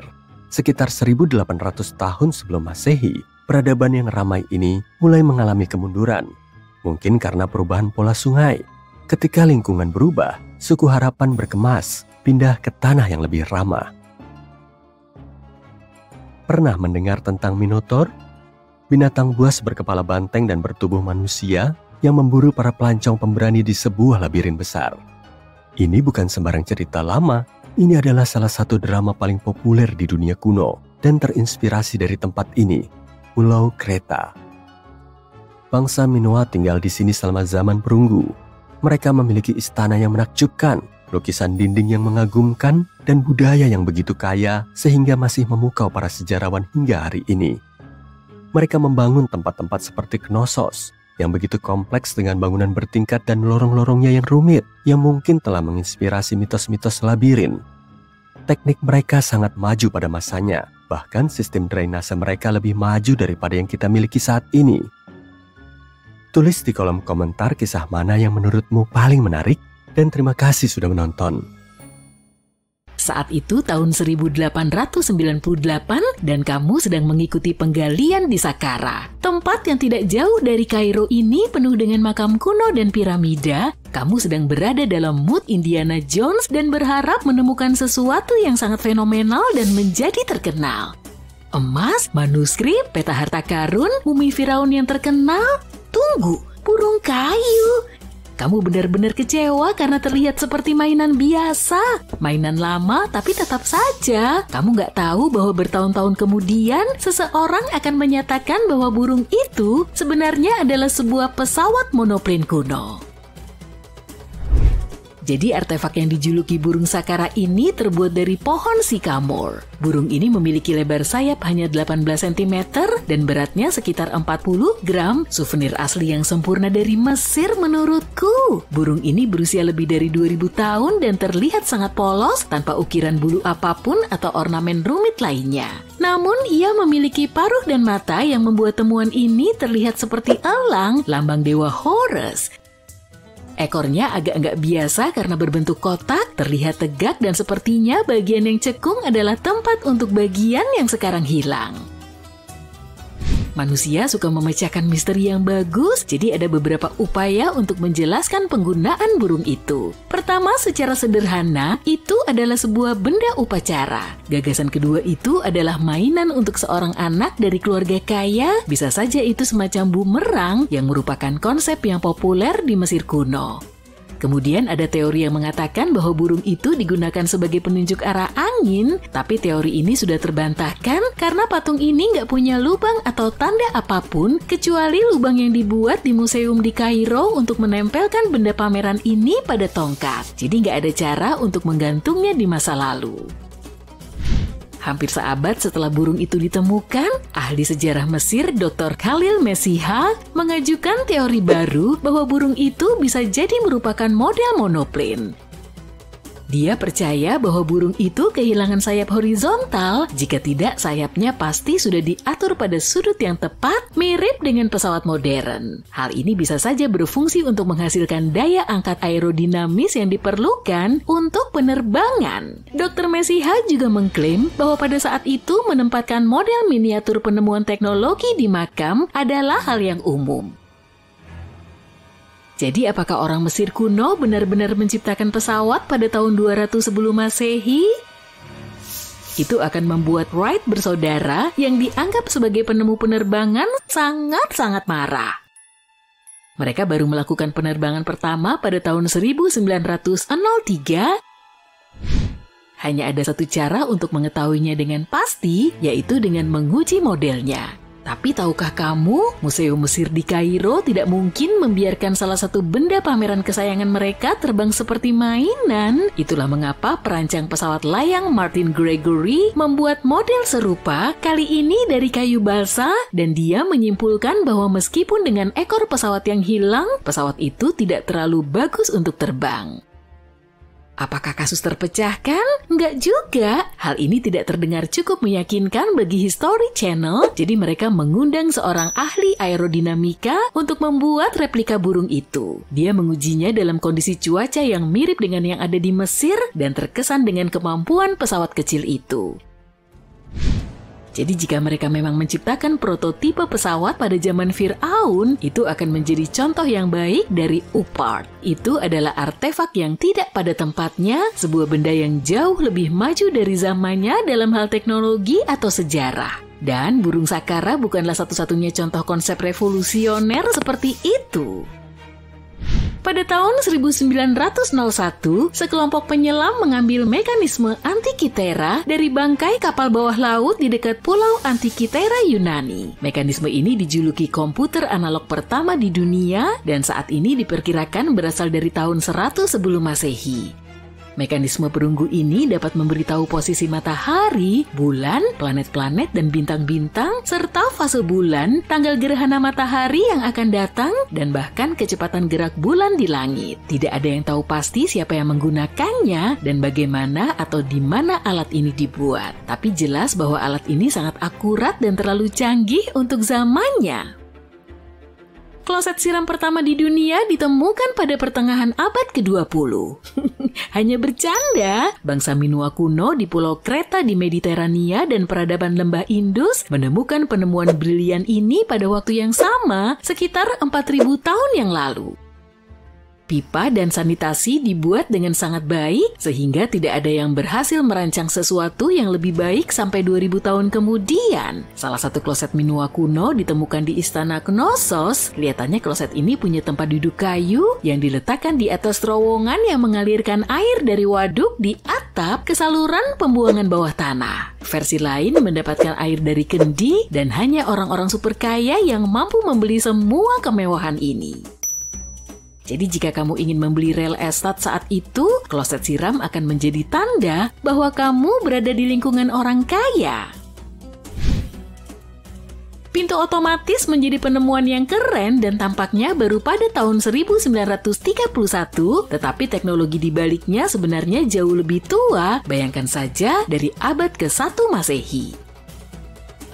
Matematikawan dan insinyur Heron dari Alexandria menemukan sistem hidrolik untuk membuka dan menutup pintu kuil. Untuk menjalankannya, kamu harus menyalakan api untuk menghasilkan panas. Ada sebuah pot kuningan di bawah api setengah terisi air. Sang penemu menghubungkan pot kuningan tersebut ke wadah yang berfungsi sebagai pemberat. Ketika api menyala, air berpindah ke dalam wadah turun dan menarik talinya. Ini bukan seperti pintu supermarket yang terbuka di depanmu ya sebelum kamu sempat berpikir. Pintu Heron membutuhkan waktu berjam-jam untuk terbuka dan tidak ada cara untuk menghentikan prosesnya. Itu sebabnya mereka hanya membuka pintu sekali sehari sebelum orang-orang memasuki kuil untuk menambah kesan mistis di kuil selama upacara. Seram!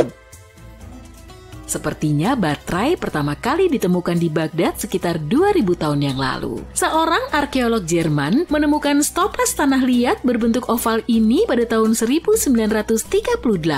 Para ilmuwan masih belum yakin apa kegunaannya dan siapa penciptanya. Ada teori yang mengatakan bahwa itu digunakan untuk menyepuh benda-benda dengan logam mulia. Ketika mereka mengisinya dengan asam lemah seperti cuka, baterai tersebut menghasilkan sekitar 1 volt listrik. Teori lain mengatakan bahwa baterai itu adalah wadah untuk gulungan kitab suci. Apakah kamu ingin membeli lensa kontak yang dirancang sendiri oleh Leonardo da Vinci? Pada tahun 1508, dia menciptakan lensa kaca dengan corong di satu sisi. Kamu harus memakainya dan air di dalamnya untuk memperbaiki penglihatanmu. Kedengarannya agak nggak nyaman kan? Jadi sekitar 1 abad kemudian, ilmuwan Prancis René Descartes memutuskan untuk memperbaiki ide tersebut dan membuat kontak kornea menjadi lensa masa depan. Kontak karena lensa ini menyentuh matamu, paham? Tabung kaca yang diisi dengan cairan memang membantu meningkatkan penglihatan, tapi sayangnya berkedip tidak mungkin dilakukan. 2,5 abad kemudian, teknologi baru dalam industri kaca memungkinkan para ilmuwan mendesain lensa kontak yang bisa masuk ke dalam mata dan bahkan membuat pemakainya bisa berkedip. Terima kasih teman-teman. Namun lensa-lensa tersebut terbuat dari kaca yang ditiup dan tidak memungkinkan mata untuk bernapas. Sekitar 50 tahun kemudian, lensa kontak menjadi plastik, ringan, tidak mudah pecah dan tahan gores, tapi tetap menutupi seluruh mata. Kemudian pada tahun 1948, seorang teknisi optik Inggris secara nggak sengaja mengamplas lensa plastik dan menemukan bahwa lensa tersebut masih bisa digunakan meskipun hanya menutupi kornea. Bayangin kamu tinggal di London pada abad ke-19 dan perlu mengirim pesan ke New York. Butuh waktu sekitar 10 hari untuk sampai ke sana dengan menggunakan kapal. Jadi ketika waktu pengiriman berubah dari beberapa hari menjadi beberapa jam pada tahun 1858, itu adalah sensasi yang sesungguhnya. Pesan pertama dikirim oleh Ratu Victoria sendiri. Itu semua dimungkinkan berkat kabel telegraf transatlantik yang membentang di bawah laut. Sayangnya penemuan baru yang keren ini hanya bertahan selama beberapa minggu, butuh waktu bertahun-tahun untuk menghidupkannya kembali. Penemuan paling seru yang tidak disengaja yang pernah kualami dalam hidup adalah uang kertas dalam kantong jaketku. Namun ada juga yang lebih beruntung karena menemukan kota bawah tanah dari beberapa abad yang lalu atau membuat penemuan yang membuat mereka menjadi jutawan. Velcro ditemukan setelah berjalan-jalan di hutan. Cornflakes Kellogg's terinspirasi dari sebuah gigi yang copot, dan Play-Doh mampu menyelamatkan sebuah kerajaan bisnis. Pada tahun 1918, seorang insinyur listrik John Williams menemukan sesuatu yang tampak seperti steker listrik yang mencuat dari tanah. Dia mulai menggali dan menyadari bahwa benda itu tertancap di sebuah batu kecil. Dia menemukan di lokasi pedesaan di Amerika Utara, jauh dari peradaban, kompleks industri, bandara, pabrik, dan pabrik elektronik. Benda elektronik yang tertanam dalam batu granit padat ini mendapat julukan enigmalit dan label harga $500.000. Beberapa ilmuwan yakin itu adalah tipuan besar dan bukan cenderamata yang ditinggalkan oleh pengunjung dari luar angkasa seperti yang diklaim oleh Williams. Namun, penemu batu tersebut ingin membuktikan bahwa batu itu adalah bagian nyata dari teknologi kuno, semacam konektor listrik. Jika itu bukan tipuan, maka penemuan kecil ini bisa menjadi bukti bahwa manusia atau peradaban lain dari masa lalu jauh lebih maju dari yang kita duga. Mereka pasti telah berhasil menemukan cara untuk mengirimkan listrik jauh sebelum manusia di abad ke-19. Dia menawarkan kepada para ilmuwan untuk melihat temuannya dan memastikan apa itu sebenarnya tanpa membongkar batu tersebut. Tapi tidak ada yang mau. Williams berkonsultasi dengan seorang insinyur dan ahli geologi, dan keduanya menegaskan bahwa tidak ada bekas lem pada komponen elektronik tersebut. Komponen ini juga belum pernah dilas, jadi usianya pasti setua batu itu, yaitu sekitar 100.000 tahun, menurut analisis geologi. Dr. John Kellogg memiliki filosofi hidup secara biologis, dengan olahraga teratur, pijat, banyak minum air putih, tidak ada kebiasaan buruk, kafein, dan tidak makan daging. Pada akhir abad ke-19, dia mengambil alih sebuah lembaga kesehatan di Michigan. Dia pernah membuat campuran tepung, gandum, dan tepung jagung. Dia berpikir bahwa dengan memanggang pada suhu tinggi, biji-bijian akan lebih ramah di perut dan lebih sehat secara keseluruhan. Dia memanggang campuran tersebut 2 kali, dan di tahap pertama, dia mendapatkan cookies, tapi seorang pasiennya mengalami gigi patah saat memakannya. Kemudian, dia memutuskan untuk memecahnya menjadi potongan-potongan kecil. Sulit untuk menentukan dengan tepat bagaimana cornflake Kellogg's tercipta, dengan banyaknya versi cerita yang beredar. Istri Kellogg, Ella, dan saudaranya Will mengeklaim bahwa mereka berperan dalam menciptakan serpihan jagung tersebut, bersama dengan beberapa anggota keluarga dan staf sanatorium lainnya.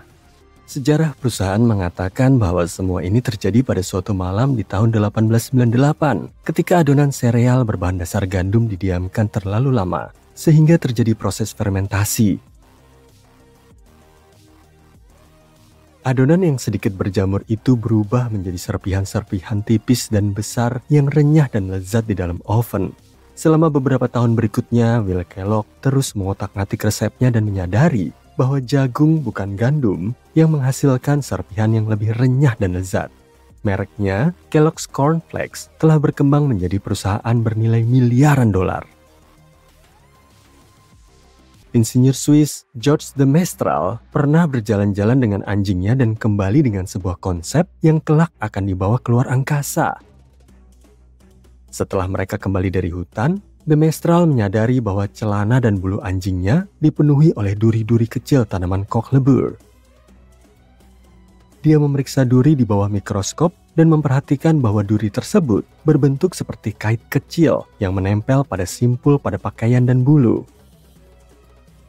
Dia memutuskan untuk menciptakan kembali teknologi alami tersebut untuk mendesain pengikat yang sangat kuat yang memiliki banyak kegunaan praktis. Dia menguji berbagai bahan untuk penemuannya selama beberapa tahun dan akhirnya memilih nilon. Dia juga perlu merancang jenis alat tenun khusus yang dapat menenun serat dengan ukuran, bentuk, dan kepadatan yang tepat. De Mestral membutuhkan waktu 14 tahun sampai dia memperkenalkan Velcro kepada dunia, yang berarti bludru dan pengait dalam bahasa Prancis. De Mestral berharap penemuannya akan menggantikan resleting pada pakaian. Tapi dunia mode menganggap Velcro terlihat murahan dan tidak menarik. Namun NASA tidak berpikir demikian dan menggunakan Velcro untuk pakaian dan helm luar angkasa para astronot pada tahun 1960-an. Sekarang Velcro digunakan di mana-mana, mulai dari alas kaki hingga mainan dan bantal kursi pesawat. Sebelum pertengahan abad ke-20, sebagian besar rumah dipanaskan dengan batu bara. Ini meninggalkan jelaga di seluruh rumah yang terutama terlihat pada wallpaper. Kutoll Products adalah perusahaan terbesar yang menjual pembersih wallpaper. Namun pada tahun 50-an, semakin banyak orang beralih ke gas, minyak, dan listrik, dan masalah penumpukan jelaga sebagian besar teratasi. Pemilik Kutoll Products berusaha menyelamatkan bisnisnya. Sementara itu, kakak iparnya membaca bahwa pembersih wallpaper dapat digunakan untuk membuat dekorasi liburan. Dia bekerja sebagai guru sekolah taman kanak-kanak, dan lempung mainan cukup sulit untuk ditangani oleh murid-muridnya. Jadi, dia memutuskan untuk menguji bahan ini agar dibentuk menjadi berbagai bentuk. Dan itu berhasil. Dia memberitahu kerabatnya tentang penemuan itu dan menyarankan sebuah nama untuknya, Play-Doh. Perusahaan Kutol hampir bangkrut, jadi ini adalah alternatif yang bagus untuk bisnis baru. Tak lama kemudian, Macy's dan Marshall Field tertarik dengan mainan baru ini dan mulai menjualnya. Play-Doh awalnya hanya tersedia dalam satu warna, yaitu putih, namun kemudian berkembang menjadi merah, biru, dan kuning. Mereka juga membuat beberapa perubahan pada resep aslinya, namun campurannya masih sama seperti saat digunakan untuk membersihkan wallpaper. Semua legenda urban mengatakan bahwa jika kamu mengambil semua campuran Play-Doh yang pernah dibuat dan memasukkannya ke dalam pabrik mainan mereka, kamu akan mendapatkan seekor ular yang bisa melilit planet ini sebanyak 300 kali. Seorang pria di Turki sedang merenovasi rumahnya ketika dia merobohkan dinding di ruang bawah tanahnya dengan palu godam. Dia menemukan sebuah terowongan di balik tembok yang mengarah ke sebuah kota bawah tanah kuno. Terowongan itu mengarah ke lebih banyak terowongan dan kemudian ke aula dan ruang-ruang. Ternyata itu adalah sebuah kompleks bawah tanah dengan 18 lantai dan tanpa satupun penghuninya yang sudah lama ditinggalkan. Itu adalah kota Derinkuyu yang dibangun ribuan tahun yang lalu. Rumah bagi hingga 20.000 orang. Siapapun yang membangunnya memiliki keahlian yang luar biasa karena cukup mudah untuk membangun terowongan dari batu lunak. Tapi gua punya risiko besar untuk runtuh. Tak satu pun dari lantai di Derinkuyu yang pernah runtuh. Kota ini memiliki sistem ventilasi yang kompleks dengan lebih dari 15.000 lubang. Tingkat atas memiliki ventilasi terbaik dan digunakan untuk tempat tinggal dan tempat tidur. Tingkat bawah terutama digunakan untuk penyimpanan, tapi juga memiliki ruang bawah tanah. Di antaranya ada ruang untuk hewan peliharaan, sekolah, biara, dan gereja-gereja kecil. Sejak Plato menulis tentang alegori Atlantis, umat manusia menjadi tertarik dengan kemungkinan ditemukannya peradaban bawah laut yang sangat berkembang. Mau ikut bersamaku menjelajahi beberapa situs bawah laut bersejarah? Yuk kita lihat apa saja yang bisa kita cari tahu tentang peradaban kuno. Yang pertama dalam daftar kita adalah tempat yang disebut Stonehenge bawah air. Para ilmuwan baru-baru ini menemukan tumpukan batu misterius yang membentang berkilo-kilometer di bawah perairan Danau Constance di perbatasan Swiss, Jerman, dan Australia. Para arkeolog mulai menjelajahi situs ini pada tahun 2015, tapi mereka belum berhasil mengungkap apa sesungguhnya kegunaan batu-batu itu. Yang mereka tahu hanyalah bahwa ada garis panjang 20 km yang berdiri dari 170 tumpukan batu buatan manusia di bawah Danau Constance. Para ilmuwan mengatakan bahwa ini kemungkinan besar merupakan hasil kerjasama dari beberapa desa. Situs batu itu mungkin digunakan untuk tujuan bersama. Formasinya sangat besar. Beberapa di antaranya memiliki lebar lebih dari 3,5 meter. Penemuan yang paling menakjubkan sejauh ini adalah bahwa situs ini berasal dari sekitar 5.500 tahun lalu. Nah, apa yang sedang dilakukan manusia pada masa itu? Saat itu adalah masa-masa terbaik dari zaman batu. Manusia mulai membuat artefak dari batu dan menggunakannya untuk berburu dan makan. Bisakah kamu bayangkan seperti apa bentuk pisau dan garpu pada masa itu? Bukan suatu kebetulan bahwa para ilmuwan menyebut situs ini sebagai Stonehenge bawah laut. Kedua situs ini diyakini dibangun pada periode waktu yang sama. Stonehenge dibangun pada sekitar tahun 3000 sebelum Masehi. Keduanya memiliki ciri khas yang sama, yaitu monumen batu yang dibangun melingkar. Belum lagi fakta bahwa para ilmuwan juga belum mengerti kenapa nenek moyang kita merasa perlu membangun monumen seperti Stonehenge. Nah, misteri Danau Constance pun belum terpecahkan. Siapakah orang-orang zaman Neolitikum dari daerah ini? Dan untuk tujuan apa mereka bersusah payah membangun situs batu yang sangat besar ini? Selanjutnya, kami akan mengajakmu untuk melakukan tur ke Pulau Ryukyu di lepas pantai Jepang. Kamu akan menyelam jauh ke dalam menuju sebuah situs arkeologi. Tapi perlu kuperingatkan, perairan Samudra Pasifik jauh dari kata tenang. Nggak butuh waktu lama sampai kamu melihat sebuah struktur besar berkat sinar matahari yang menembus hingga dasar laut. Awalnya, ini terlihat seperti reruntuhan Machu Picchu yang terletak di belahan bumi lain di Peru. Saat mendekati situs ini, perlahan kamu akan mengenali bentuknya. Sebuah struktur berbentuk piramida, lengkungan, tangga, sesuatu yang bisa saja merupakan istana atau kastil. Mungkinkah ini tanda adanya aktivitas manusia? Yang baru saja kamu lihat sekarang dikenal sebagai Monumen Yonaguni. Monumen ini juga dikenal sebagai Atlantisnya Jepang. Keseluruhan monumen ini seukuran 5 lapangan sepak bola dan setinggi bangunan 5 lantai. Fitur yang paling mengejutkan adalah terasnya yang luas. Para penjelajah dan ilmuwan percaya bahwa Yonaguni mungkin telah berusia 10.000 tahun. Tapi kebenaran mengenai apakah itu struktur buatan manusia atau formasi alami masih diperdebatkan. Bagi ahli geologi kelautan terkemuka Jepang, Profesor Masaaki Kimura, Yonaguni adalah warisan peradaban yang hilang. Kimura telah menyelam ke dasar laut untuk menjelajahi reruntuhan itu sebanyak lebih dari 100 kali selama 10 tahun terakhir. Menurutnya, ada tanda-tanda yang jelas dari aktivitas manusia di bawah sana. Di permukaan monumen, ada cekungan berbentuk segitiga yang merupakan simbol sejarah air mancur di wilayah tersebut. Ada juga penyu raksasa yang diukir di sisi timur bangunan. Dan menurut Kimura, penyu memiliki makna budaya yang penting. Beberapa peralatan dari batu berhasil ditemukan di situs ini. Perkiraan usianya sekitar 10.000 tahun. Tapi nggak semua ilmuwan mendukung teori ini. Bagi banyak orang, Yonaguni adalah hasil dari erosi selama ribuan tahun. Fakta bahwa monumen ini terbentuk dari sebuah batu besar membuat mereka percaya bahwa itu bukanlah buatan manusia. Tepian yang rata dan permukaannya yang datar menyerupai formasi alami di Irlandia Utara yang dikenal sebagai Giant's Causeway. Pilar-pilar basal tampak seperti reruntuhan istana, tapi sebenarnya itu adalah hasil dari aktivitas vulkanik di wilayah tersebut. Sekarang kita terbang ke wilayah pesisir Yunani, 4 jam perjalanan dari Athena. Tepatnya, kita berada di semenanjung Peloponnese. Kamu membersihkan snorkel lama dan pergi menyelam di hari yang cerah. Beberapa saat setelah menyelam, kamu mulai melihat pola di dasar laut, sekitar 4 meter di bawah permukaan. Siluet objek yang gak asing mulai muncul satu persatu. Saat melanjutkan berenang, mulai tampak sesuatu yang mirip dengan struktur sebuah kota. Apa kamu bertanya-tanya bagaimana air bisa merendam seluruh kota? Batu-batu tersusun sempurna menjadi apa yang tampak seperti fondasi bangunan. Inilah Pavlopetri, kota kuno yang mungkin baru pertama kali kamu dengar. Situs ini ditemukan oleh Nicholas Fleming, seorang ahli kelautan Inggris. Saat dia berlibur di Yunani, dia sudah mendengar desas-desus tentang keberadaan Pavlopetri dan benar saja, dia menemukan beberapa artefak di dasar laut.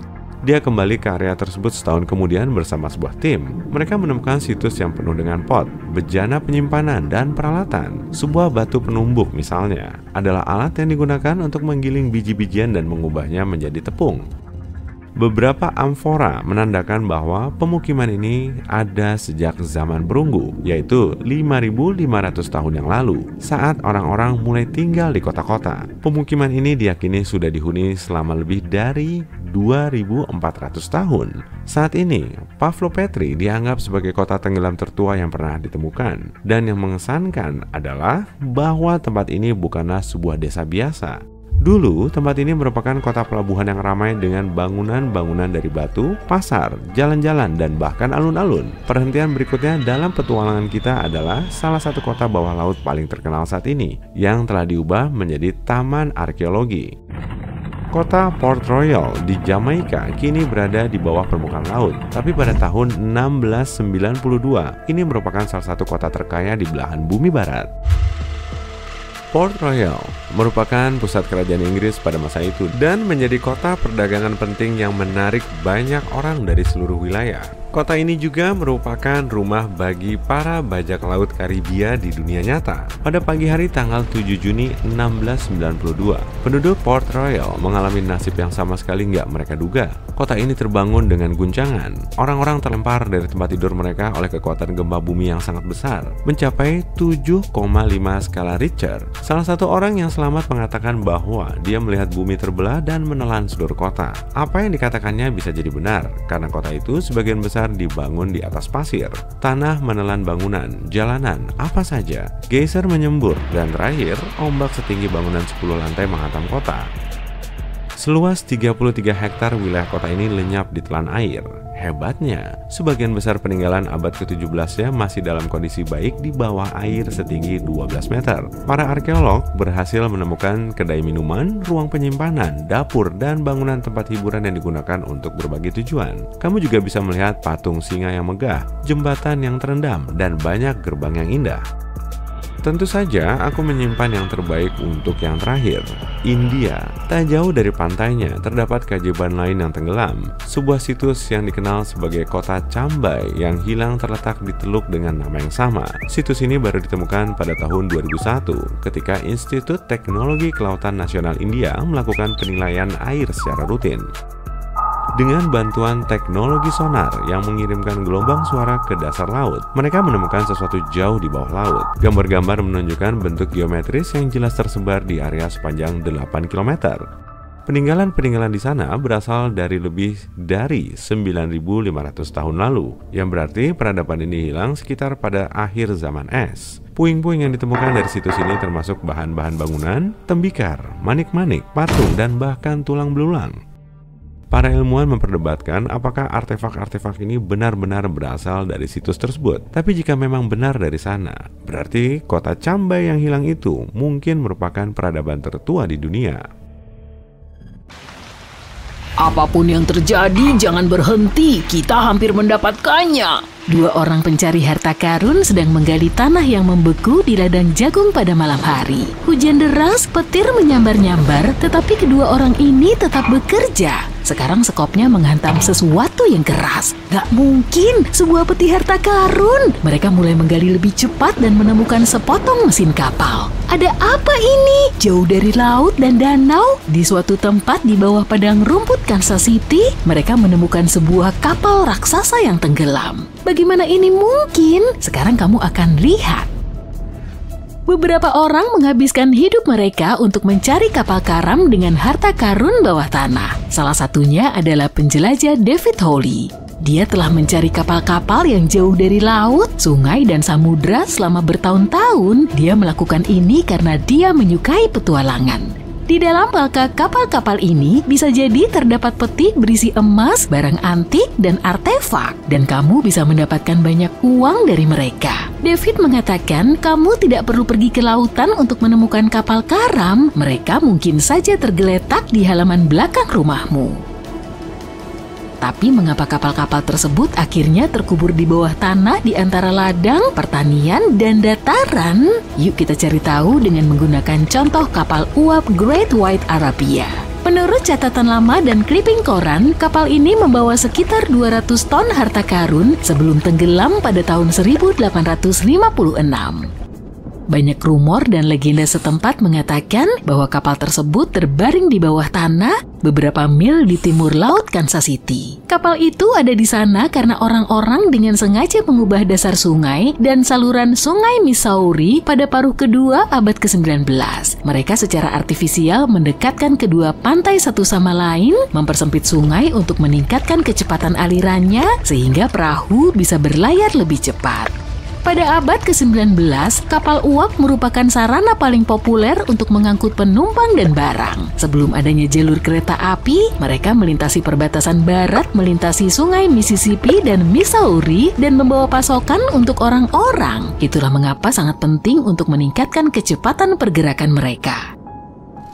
Jadi pada tanggal 5 September 1856, Arabia berlayar di sepanjang muara tersebut. Dia menemukan sebuah halangan yang mencuat dari air. Sepotong kayu dengan cepat membanjiri kapal. Untungnya semua penumpang berhasil dievakuasi.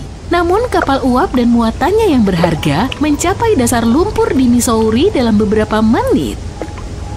Beberapa tahun telah berlalu, semua orang lupa tentang kapal itu. Selama masa ini, aliran sungai Missouri telah berubah. Tetapi Arabia tetap berada di bawah dasar yang basah dan berlumpur. Permukaan tanah di atasnya semakin tinggi dan tanahnya kehilangan kelembaban. Akhirnya beberapa dekade kemudian, sebuah ladang jagung terbentuk di atas kapal yang tenggelam. Pada tahun 1980-an, seorang petani memiliki area ini. Dia tidak tahu apa yang tersembunyi di wilayahnya.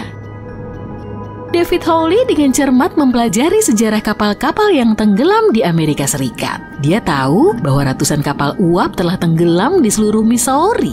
Tapi yang paling utama, dia tertarik pada Arabia karena ada rumor yang mengatakan bahwa tempat itu penuh dengan emas dan benda-benda berharga lainnya.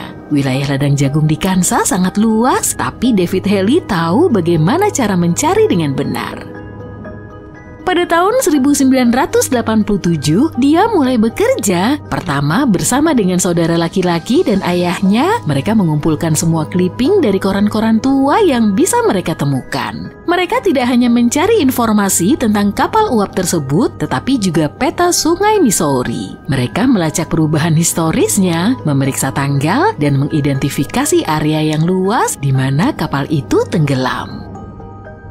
Selanjutnya, mereka menggunakan pengujian elektromagnetik dan hal-hal geologis lainnya untuk mempelajari tanah dan menemukan tempat yang tepat. Mereka mencari perbedaan dalam kelembaban dan kepadatan tanah, kemudian mereka menelusuri wilayah tersebut dengan detektor logam yang kuat. Pada musim gugur 1988, mereka telah menentukan lokasi kapal uap. Arabia berukuran sebesar lapangan sepak bola. Kapal raksasa ini berada 14 meter di bawah tanah, 4 lantai ke bawah.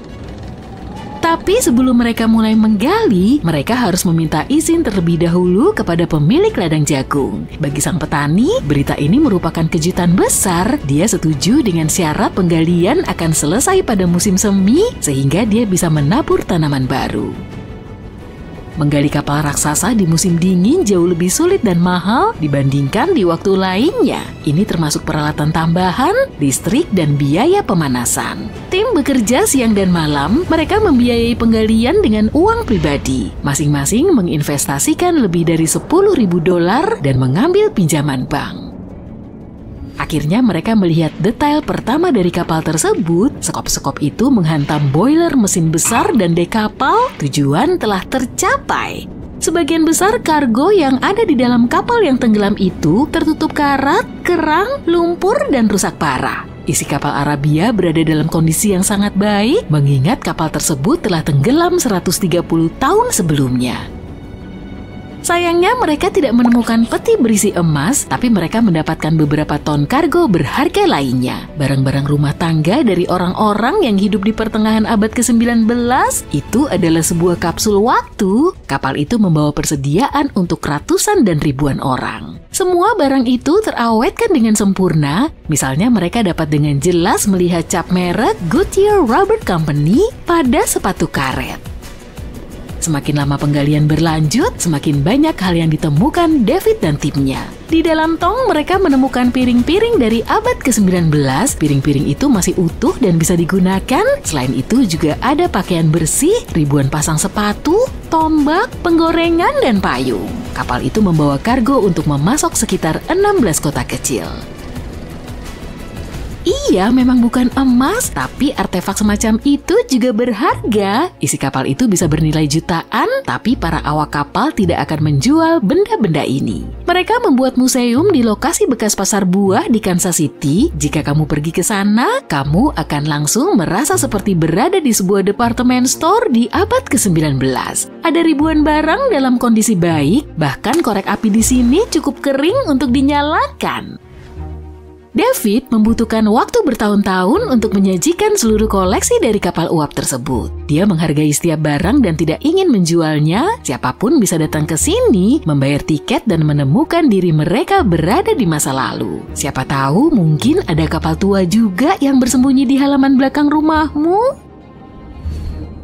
Para ahli geologi menemukan sebuah kapal yang lebih tua di gurun pasir Namibia yang panas pada tahun 2008. Kapal ini berlayar pada masa ketika bajak laut menakut-nakuti para pelaut di lautan. Sekarang kapal ini berada di dalam laguna yang mengering. Kapal ini berlayar dari Lisbon pada tahun 1533 dan menghilang bersama para awaknya di dekat sebuah kota pertambangan berlian.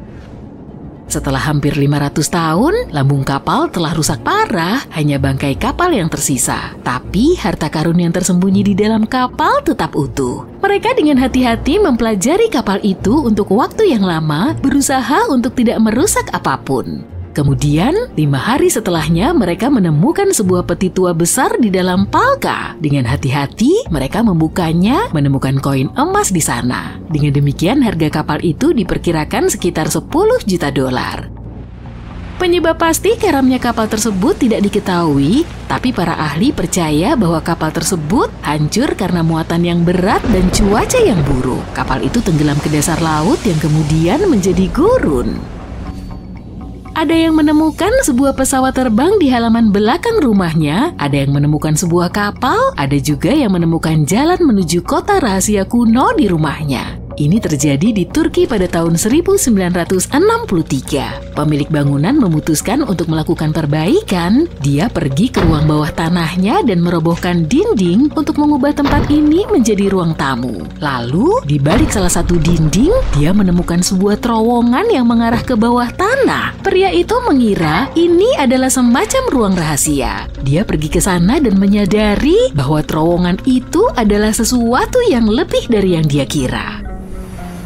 Yang ditemukan adalah sebuah kota kuno setinggi 18 lantai. Orang-orang membangunnya pada tahun 780 sampai 1180 sebagai tempat berlindung dari bencana cuaca dan serangan musuh. Tempat ini juga memiliki banyak terowongan bawah tanah yang membentang sejauh beberapa mil ke berbagai arah. Orang-orang bisa mencapai kota dari berbagai titik menggunakan lorong-lorong rahasia yang mengarah ke jalan-jalan ini. Kota ini dapat menampung sekitar 20.000 penduduk, ternak, dan bertonton persediaan makanan. Para arkeolog juga menemukan sebuah kapel, sekolah, kandang kuda, dan dapur umum di sana.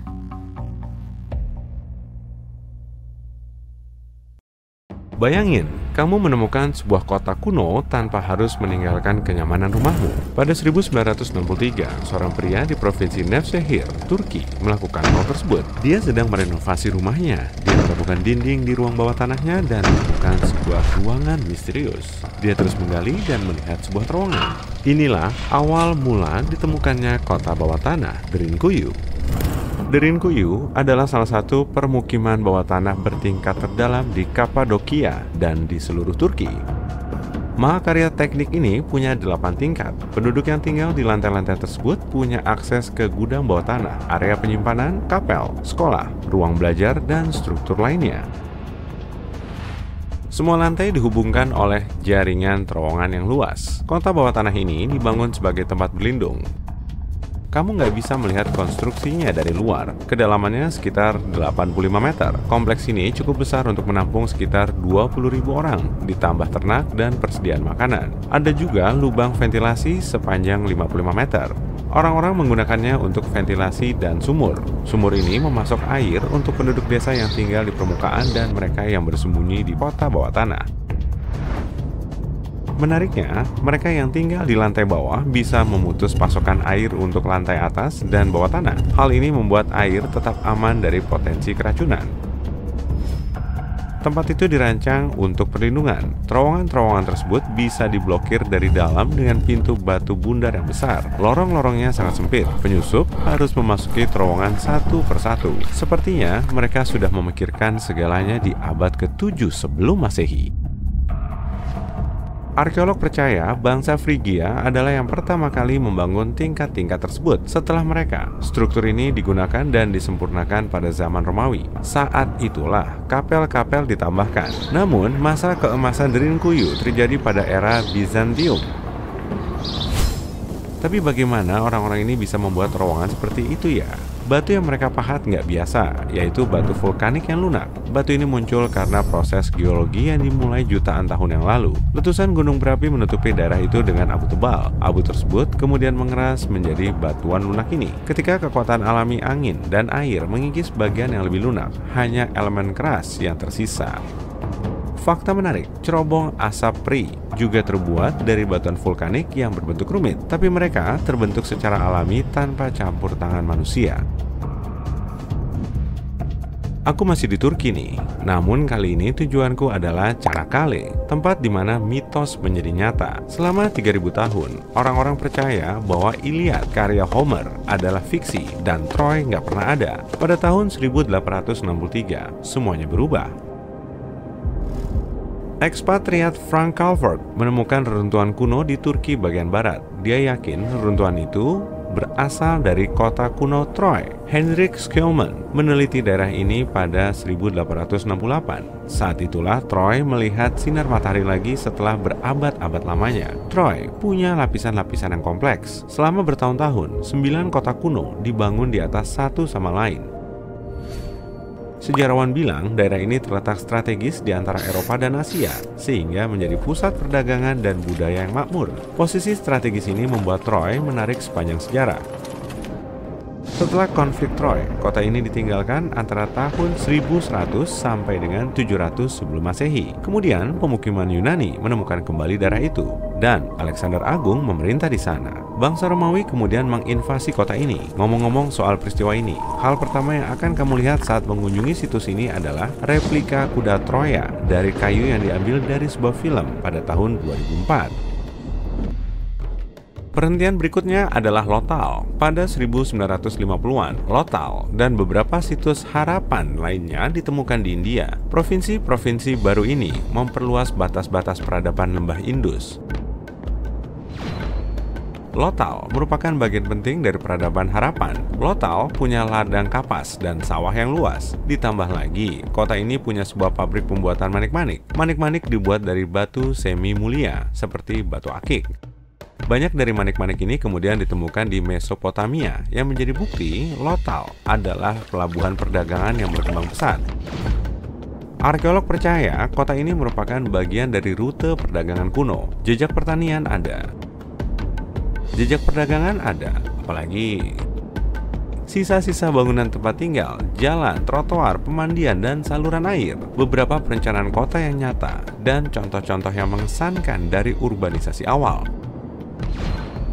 Kota itu dibangun dengan baik. Ada rumah-rumah modern. Beberapa di antaranya punya 6 kamar, kamar mandi, halaman yang luas, dan bahkan beranda. Lothal juga punya dermaga tertua di dunia. Dermaga ini menghubungkan kota dengan sungai Sabermati dan rute perdagangan. Kota Maya kuno, Calakmul, terletak di Meksiko Selatan di hutan tropis Tierras Bajas dari 500 Masehi hingga 800 Masehi. Calakmul adalah rumah bagi lebih dari 50.000 orang. Terdapat sebuah alun-alun pusat yang dikelilingi distrik-distrik luar. Dan kalau kita menghitung jumlah penduduk di daerah luar dan yang tinggal di pusat kota, Calakmul punya populasi lebih dari 1,5 juta orang. Itu adalah sebuah kota yang layak huni selama 12 abad. Tempat ini diyakini punya lebih banyak konstruksi daripada permukiman Maya lainnya yang digali di wilayah tersebut. Setelah tahun 1000 Masehi, peradaban Maya di sana mengalami keruntuhan. Permukiman yang dulunya merupakan pusat Mesoamerika hampir sepenuhnya ditinggalkan. Kota kuno ini berada di jantung hutan tropis terbesar kedua di Amerika. Situs ini terpelihara dengan baik. Jadi, kalau kamu mengunjunginya hari ini, kamu akan bisa membayangkan seperti apa kehidupan di zaman Maya kuno. Peninggalan kota ini meliputi kompleks arsitektur dan monumen pahat, sistem pertahanan, tambang, fitur pengelolaan air, teras pertanian, piramida kuil yang besar, dan istana. Belum lagi berbagai ornamen tubuh dan benda-benda lain yang menyertainya. Hal ini membuktikan masyarakat yang terorganisir dengan negara yang kompleks hidup di hutan tropis ini. Bangsa Maya menggambarkan alam dalam lukisan, tembikar, patung, ritual, dan bahkan makanan mereka.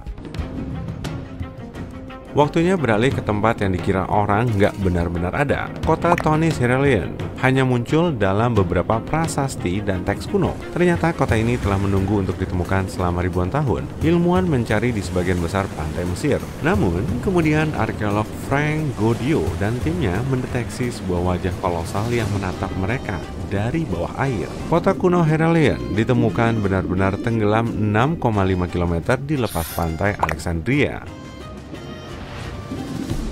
Di dalam reruntuhan kota yang hilang itu, terdapat 64 kapal, 700 jangkar, dan harta karun berupa koin emas. Arkeolog menganggap patung setinggi 5 meter dan reruntuhan kuil sebagai temuan terpenting yang ditemukan oleh ekspedisi tersebut. Saat itu, kota ini punya upacara dan perayaan yang berlangsung di Kuil Amun. Reruntuhan dan artefak tersebut terbuat dari granit dan diorit, sehingga kondisinya masih bagus bahkan setelah bersentuhan dengan air selama berabad-abad. Reruntuhan ini memberikan sekilas gambaran tentang bagaimana kehidupan 2300 tahun yang lalu di salah satu pelabuhan perdagangan terpenting di dunia.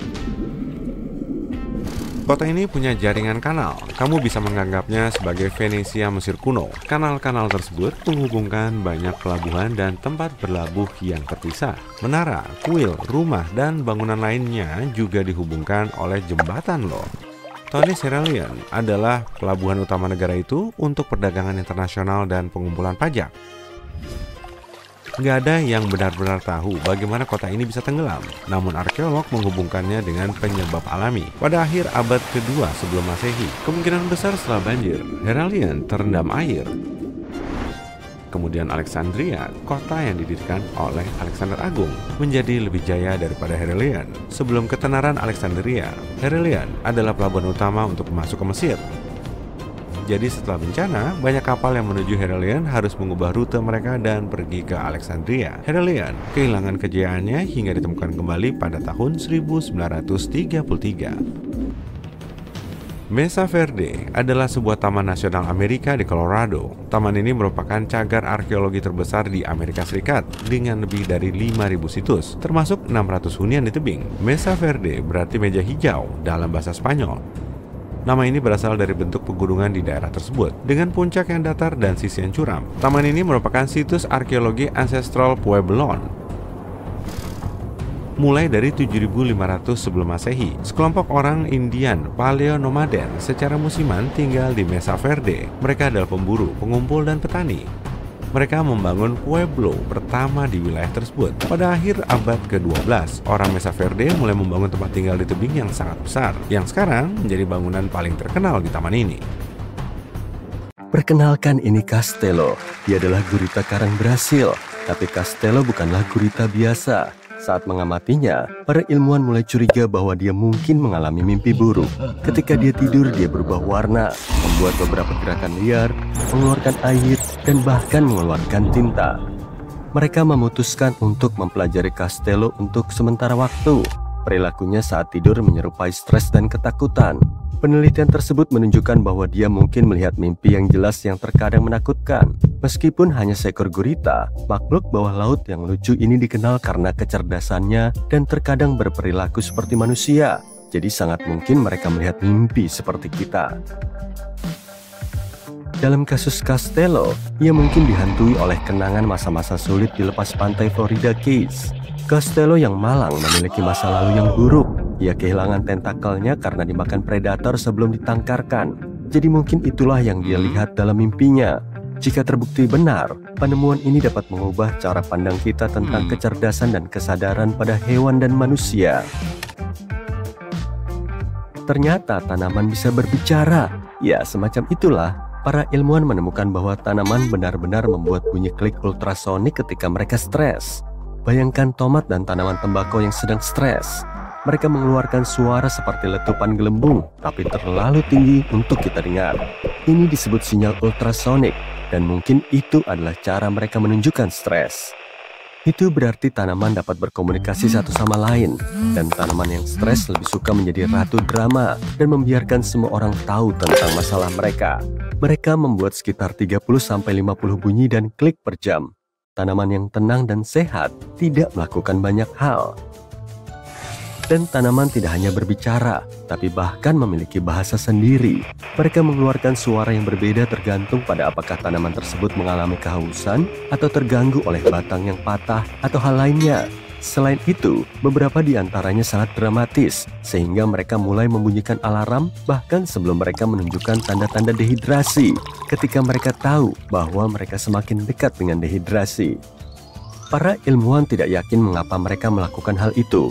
Mereka percaya bahwa hal itu mungkin melibatkan kavitasi, sebuah istilah yang berarti gelembung udara yang menari-nari di dalam pipa tanaman. Tanaman yang menyanyikan simfoni ini termasuk jagung, gandum, anggur, dan bahkan kaktus. Ini adalah penemuan yang cukup besar di bidang pertanian. Kita bisa menggunakannya untuk memeriksa apakah tanaman kita kehausan dan semacamnya. Jadi sekarang kita akan menguping tanaman dan mengartikan bahasa rahasia mereka. Waktunya untuk berita universal. Penelitian terbaru mengguncang apa yang kita pikir kita ketahui tentang usia alam semesta. Temuan-temuan kita selama beberapa dekade terakhir menunjukkan bahwa alam semesta seharusnya berusia sekitar 13,7 miliar tahun. Namun sebuah penelitian baru menunjukkan bahwa usianya mungkin hampir 2 kali lipat lebih tua, yakni 26,7 miliar tahun. Perlu diingat bahwa hal ini belum terbukti, jadi untuk saat ini angka resminya tetap sama. Para ilmuwan menggunakan waktu sejak Big Bang dan mempelajari bintang-bintang purba untuk mengukur usia alam semesta. Tapi ada beberapa bintang yang terlihat lebih tua dari alam semesta itu sendiri. Sebagai contoh, bintang purba Methuselah yang diperkirakan berusia sekitar 14 miliar tahun, lebih tua dari alam semesta kita. Selain itu, teleskop antariksa James Webb juga menemukan galaksi-galaksi yang tampak sangat matang hanya beberapa ratus juta tahun setelah dentuman besar. Semua ini menjadi teka-teki yang sulit bagi para astronom. Namun hipotesis baru ini menggabungkan teori alam semesta yang mengembang dengan sesuatu yang disebut teori cahaya lelah. Teori ini menyatakan bahwa cahaya kehilangan energi saat melintasi jarak kosmik. Kombinasikan ini dengan teori alam semesta yang mengembang dan bam! Ketika alam semesta mengembang, cahaya kehilangan energi sehingga kita tidak bisa melihat semua bintang super purba yang berada sangat jauh dari kita. Dan itulah sebabnya kita bisa membuat kesalahan dalam menghitung usia dunia kita. Model baru ini juga memundurkan waktu pembentukan galaksi. Hal ini menunjukkan kalau galaksi-galaksi awal yang dilihat oleh teleskop Webb membutuhkan waktu yang lebih lama untuk terbentuk daripada yang kita duga sebelumnya. Penelitian ini merupakan gebrakan serius dalam komunitas ilmiah. Jika kita membuat kesalahan besar dalam perhitungan, kita harus memikirkan kembali prinsip-prinsip astrofisika yang sangat mendasar. Itu akan menjadi lompatan besar, dan kita harus membuat perubahan besar pada hampir semua hal. Itulah sebabnya kita harus sangat berhati-hati. Jadi, sementara para ilmuwan menguji teori baru ini, kita tinggal menunggu hasilnya. Ini bukan satu-satunya berita luar angkasa. Teknologi AI yang baru sudah digunakan secara aktif untuk penelitian ilmiah. Kali ini AI membantu kita untuk mencari tanda-tanda kehidupan di luar bumi. Para peneliti di SETI, Search for Extraterrestrial Intelligence, menciptakan algoritma pembelajaran mesin yang akan membantu kita menyaring kebisingan kosmik dengan lebih cepat dan efisien. Ketika kamu mengarahkan teleskop radio ke bintang-bintang, itu seperti menyetel ke stasiun radio angkasa yang penuh dengan sinyal yang berbeda. Kita bisa menangkap semuanya, mulai dari pulsar sampai galaksi radio dan gangguan dari bumi. Tentu saja akan sangat sulit untuk mengidentifikasi sinyal potensial dari makhluk luar angkasa di tengah-tengah kekacauan ini. Selama lebih dari 60 tahun, para ilmuwan harus melakukan semua ini secara manual. Itu adalah tugas yang menakutkan untuk memindai langit dan menjelajahi bintang dan frekuensi radio yang tak terhitung jumlahnya. Namun sekarang, AI datang untuk membantu. Algoritma dilatih untuk mengenali dan membedakan pola interferensi yang diketahui, seperti yang berasal dari ponsel dan perangkat elektronik di tengah-tengah data kosmik. Mereka menemukan sesuatu yang menyimpang dari pola yang sudah diketahui, potensi jarum di tumpukan jerami. Dan kita sudah memiliki beberapa terobosan di sini. Para astronom menangkap 8 sinyal yang tidak sesuai dengan pola yang sudah diketahui. Meskipun belum dikonfirmasi sebagai kehidupan di luar bumi, sinyal-sinyal tersebut menunjukkan adanya potensi besar untuk penelitian di masa depan. Kembali ke hewan, kali ini kita akan mengunjungi bumi prasejarah. Bayangkan kura-kura yang begitu besar, sehingga membuat kura-kura masa kini terlihat seperti mainan kecil. Baru-baru ini, para ilmuwan menemukan sisa-sisa fosil dari salah satu raksasa ini. Raksasa penghuni laut yang menjelajahi perairan Eropa sekitar 80 hingga 70 juta tahun yang lalu. Penemuan ini tidak disengaja. Seorang pejalan kaki di Spanyol Utara menemukan potongan-potongan makhluk ini di dekat pegunungan Pyrenees. Kura-kura ini kira-kira seukuran badak dengan panjang sekitar 4 meter. Sebagai gambaran, makhluk ini seukuran mobil. Hal ini menunjukkan bahwa ukuran yang ekstrim lebih umum terjadi sebelum peristiwa kepunahan. Kura-kura yang kita kenal sekarang dengan ukuran yang lebih kecil namun tetap besar mendominasi setelahnya. Namun lautan purba dipenuhi oleh kura-kura raksasa yang mengunyah moluska dan ubur-ubur. Penemuan ini juga menantang gagasan bahwa kura-kura raksasa hanya ada di Amerika Utara. Keberadaan kura-kura ini membuktikan bahwa reptil kolosal ini juga berkeliaran di perairan Eropa. Jadi ini mungkin hanya sedikit fakta. Dan akhirnya, teleskop antariksa James Webb milik NASA berhasil menemukan penemuan besar. Teleskop ini mendeteksi senyawa karbon yang sangat penting di luar angkasa. Senyawa ini disebut kation metil. Dan molekul kecil ini, meskipun terlihat tidak penting, dapat membantu kita membuka rahasia kimia organik antar bintang. Karbon sangatlah penting. Molekul karbon adalah blok bangunan yang membangun segala sesuatu, mulai dari bintang, planet, hingga kita. Karbon adalah unsur kunci bagi kehidupan. Dan para ilmuwan sangat ingin memahami bagaimana karbon membentuk keberadaan kita di bumi dan apakah karbon dapat melakukan hal yang sama di tempat lain di alam semesta. Dan kation metil memainkan peran yang sangat penting dalam pembuatan molekul berbasis karbon yang kompleks. Karena itu sangat keren ketika kita menemukan kation metil. Meskipun letaknya sangat jauh, para ilmuwan NASA menemukannya di sebuah sistem bintang yang masih muda. Sistem ini berada sekitar 1350 tahun cahaya jauhnya dari kita, di nebula Orion. Bintang di sistem ini yang lebih kecil dan sedikit lemah daripada matahari dibombardir oleh sinar ultraviolet yang kuat dari bintang-bintang masif yang panas dan muda di dekatnya. Kalian pasti mengira radiasi UV yang begitu kuat akan menghancurkan molekul-molekul organik yang kompleks. Tapi tim peneliti yakin kalau radiasi itu justru bisa memulai pembentukan senyawa-senyawa karbon tersebut.